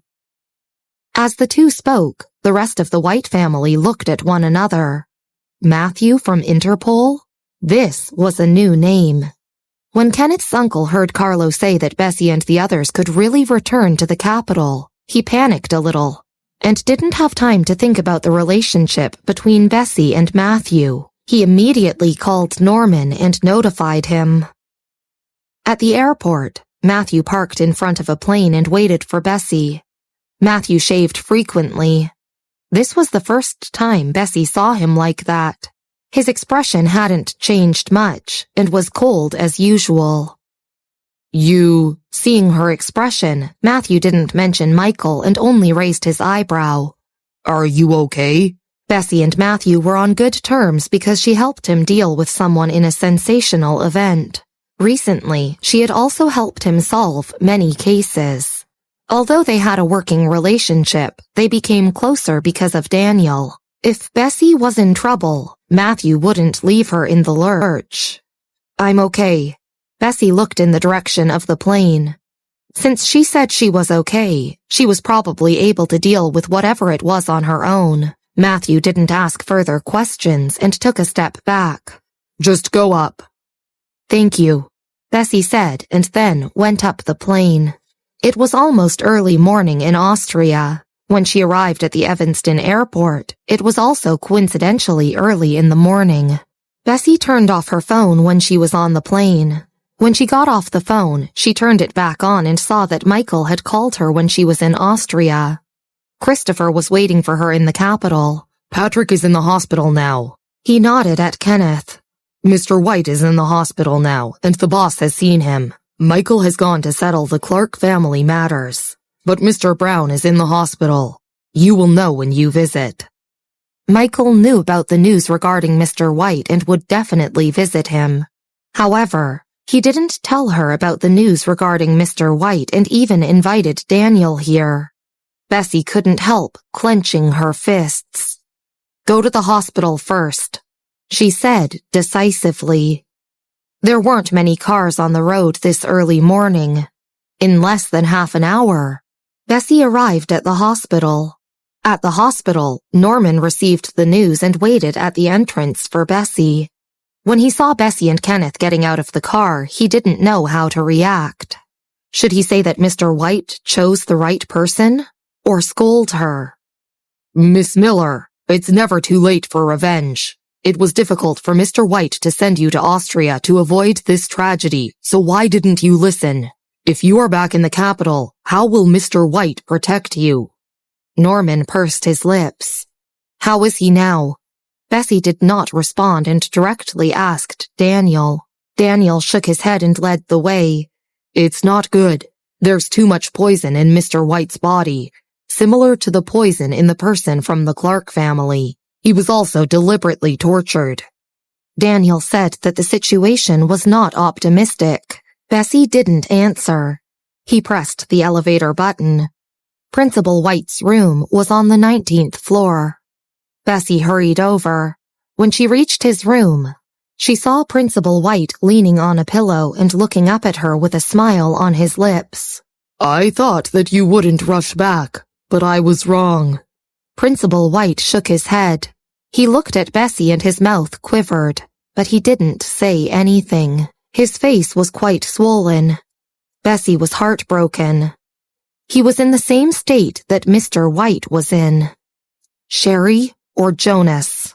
Bessy dug her fingernails into her palm, and her eyes reddened. Episode 489. Lynn is on standby. Principal White grabbed her hand. It's okay, Bessy. This isn't related to you. When Mr. Clark died, I knew that I wouldn't have much time left. In reality, I have let you down before. At the start, when your grandfather was chased out of Austria, Evanston, and the academic world, the White family just watched, and I have felt guilty about this for many years. Your grandma was so disappointed that she didn't want to return to Evanston. Now, I've finally found a chance to make it up to them. Thinking about this, his grip tightened. My calculations were wrong. I thought that those people wouldn't go after you since so many years have passed and only Director Fielder would be your enemy after you became the successor of the Research Institute. Bessy, promise me that you will refine your grandfather's research and introduce it to the world. You're his only descendant that can do this, so don't be impulsive. Otherwise, all of our sacrifices will be in vain. I should have died anyway. This is considered a form of release. Principal White sighed. I only sent you abroad because I was afraid that Michael couldn't protect you. Since you're back again, follow and stick by him. I can only hope that he will protect you well. Principal White coughed, and his voice was very weak. He turned to look at Kenneth. I never thought that I could see you two before I die. I trust your abilities and that the White family can weather this storm. Bessy's palm was almost bleeding. After Principal White said that, his hand slowly fell to the bed. He looked at Bessy and Kenneth worriedly. Eric. Kenneth knelt by his bed. Bessy looked out of the hospital in a daze. Tears were already welling in her voice. Norman also knelt beside the hospital bed with Kenneth. There were suppressed sobs in the hospital room. After a long time, Bessy finally spoke. Norman, was it Sherry? Norman did not respond. Bessy nodded and did not say anything more. She just muttered, I'll get them one by one. After that, she took a step back and walked out. Bessy, what are you doing? Daniel quickly chased after her. The kneeling Norman also responded. He wiped his tears and looked at her. Miss Miller, don't be impulsive. Didn't you hear what Mr. White said? They did it on purpose. It wasn't Sherry, but someone close to Jonas. We don't have any evidence, and the patriarch of the Miller family also died in such an unclear manner. It happened because Mr. White refused to remove your status as the successor. In Mr. White's eyes, you're the successor. As long as you're here, Director Fielder and the others will not have a chance. The fact that he went to this extent for you, why do you have to be impulsive and waste his efforts? Norman immediately reprimanded her. In reality, Eric's death was a little related to Bessy, but Norman knew that even without her, it would be difficult for Eric to escape this outcome. He said this entirely because he wanted Bessy to cherish her life. As long as she wasn't impulsive and stayed with Michael, Sherry and Jonas wouldn't dare to hurt her. However, if Bessy was rash, she would definitely expose many flaws. Eric's death wasn't enough to protect her. Why me? Bessy finally understood the truth from Jack. She never knew that her identity was so important. She stopped at the doorway. She glanced at the hospital bed emotionlessly. Is it his confidant? I've got it. Wait for me to come back. After that, she took her phone and walked towards the elevator. She was wrong. Bertha was wrong too. It was no use avoiding those people. Even though her grandfather hid in Fairfield, he couldn't escape the explosion. More than 24 researchers died. She also couldn't escape Principal White's death. Even Andrea was implicated. Bertha died even though she didn't step foot in the Capitol. They all couldn't avoid it. Why should she still hide then? Miss Miller! Jack stood up. He didn't expect Bessy to ignore everyone. Marvin also did not expect Bessy to leave. Behind them, neither Daniel nor Christopher was stupid. They understood Jack's words. The two of them were aware of Bessy's personality. She would rather trust her instincts. Would someone willing to fight in the underground arena be willing to give up so quickly? Seeing Bessy walk out like that, they guessed that she was probably going to look for Sherry or Jonas. The two of them looked at each other in worry and quickly chased after her as well. Miss Miller, don't be impulsive. Wait for Michael to come back. Christopher blocked the elevator door. He also stopped Bessy because he was fearful of Sherry. Bessy looked up with a cold expression. Seeing red, she commanded, "You won't win a fight against me, so move aside." Christopher wanted to continue blocking her path, but he knew that Bessy was right. She was the champion of the underground arena and Christopher was no match against her. Seeing Bessy's icy gaze, Christopher opened his mouth and sighed before giving way. Bessy walked directly into the elevator. Christopher and Daniel looked at each other and followed her. Norman was worried for Bessy's safety. Miss Miller, if you are like this, Michael won't be able to protect you. Ding! The elevator door opened. Bessy walked out of the hospital without looking back. Christopher followed her silently. He had already contacted Michael, Alexander, and the others. Norman was still trying to talk some sense into her. When they walked out of the hospital, they saw 2 rows of intimidating men in black. Norman's expression changed. It must be their men. Miss Miller, don't be impulsive. I already said that you and Michael shouldn't come back. Bessy walked around Norman and walked towards the men in black. The leader took a step forward and said, Lynn is on standby. Lynn was the first general under Giant Crocodile. Episode 490, Invasion. Bessy met Lynn and Giant Crocodile once in Austria. Giant Crocodile regarded her highly, although he never openly mentioned it. His subordinates knew that he treated Bessy as a brother. They already had a tacit understanding, and Giant Crocodile had returned some time ago. Not long after Bessy arrived at the hospital, Lynn rushed over. She raised her head and looked at Lynn with no other thoughts in her mind. She only wanted revenge. Her grandmother had warned her, and her grandfather had informed her. She usually unwillingly abandoned that thought, but today, she was going to get her revenge. Leave one group at the hospital. Bessy clenched her fists and looked forward. The rest of you will go to the Flake family. I want them alive. Yes. Lynn turned around and commanded, Let's go. This was the first time Lynn had done something like this. This time, Giant Crocodile was hidden by Jared and Bessy. He brought over the very best killers and they were all heading towards the Flake family. Christopher took a step forward as he wanted to follow them, but Lynn stopped him. Sir, please stop. Lynn had been on the battlefield and his gaze was as sharp as a knife. From the way he pushed him back, Christopher could tell that the man in front of him was no weaker than himself. Bang! The door was shut. Only a group of Lynn's men were left to guard the hospital. They were obviously not simple. Norman was speechless after seeing what happened. He could only stare as Bessy and the rest left. Christopher looked up at the car Bessy left in and frowned. When did these people arrive in Evanston? He knew that Lynn wasn't normal with one look, and they were definitely not weaker than those at the manor.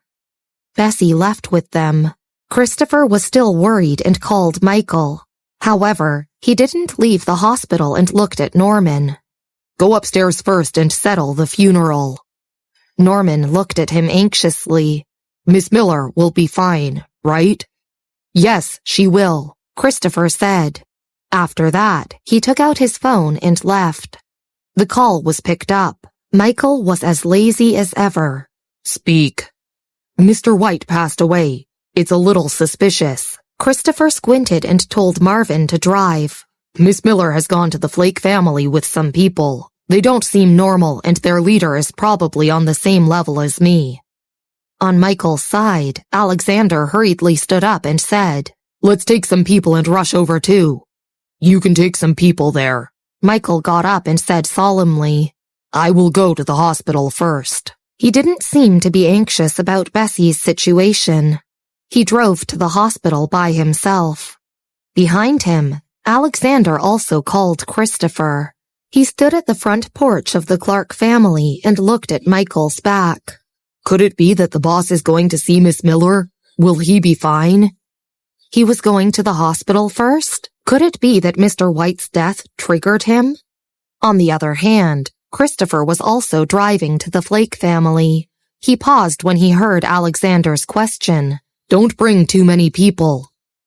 At the same time, at the Flake family's house, Sherry was in her room talking to someone. Mr. Klein. She sat at her desk flipping through the information. It is confirmed that Giant Crocodile will come. He's not very low-key, but I don't know his reason for coming to the capital, she said respectfully. I wonder what 129 is thinking now, Jonas said lightly over the phone.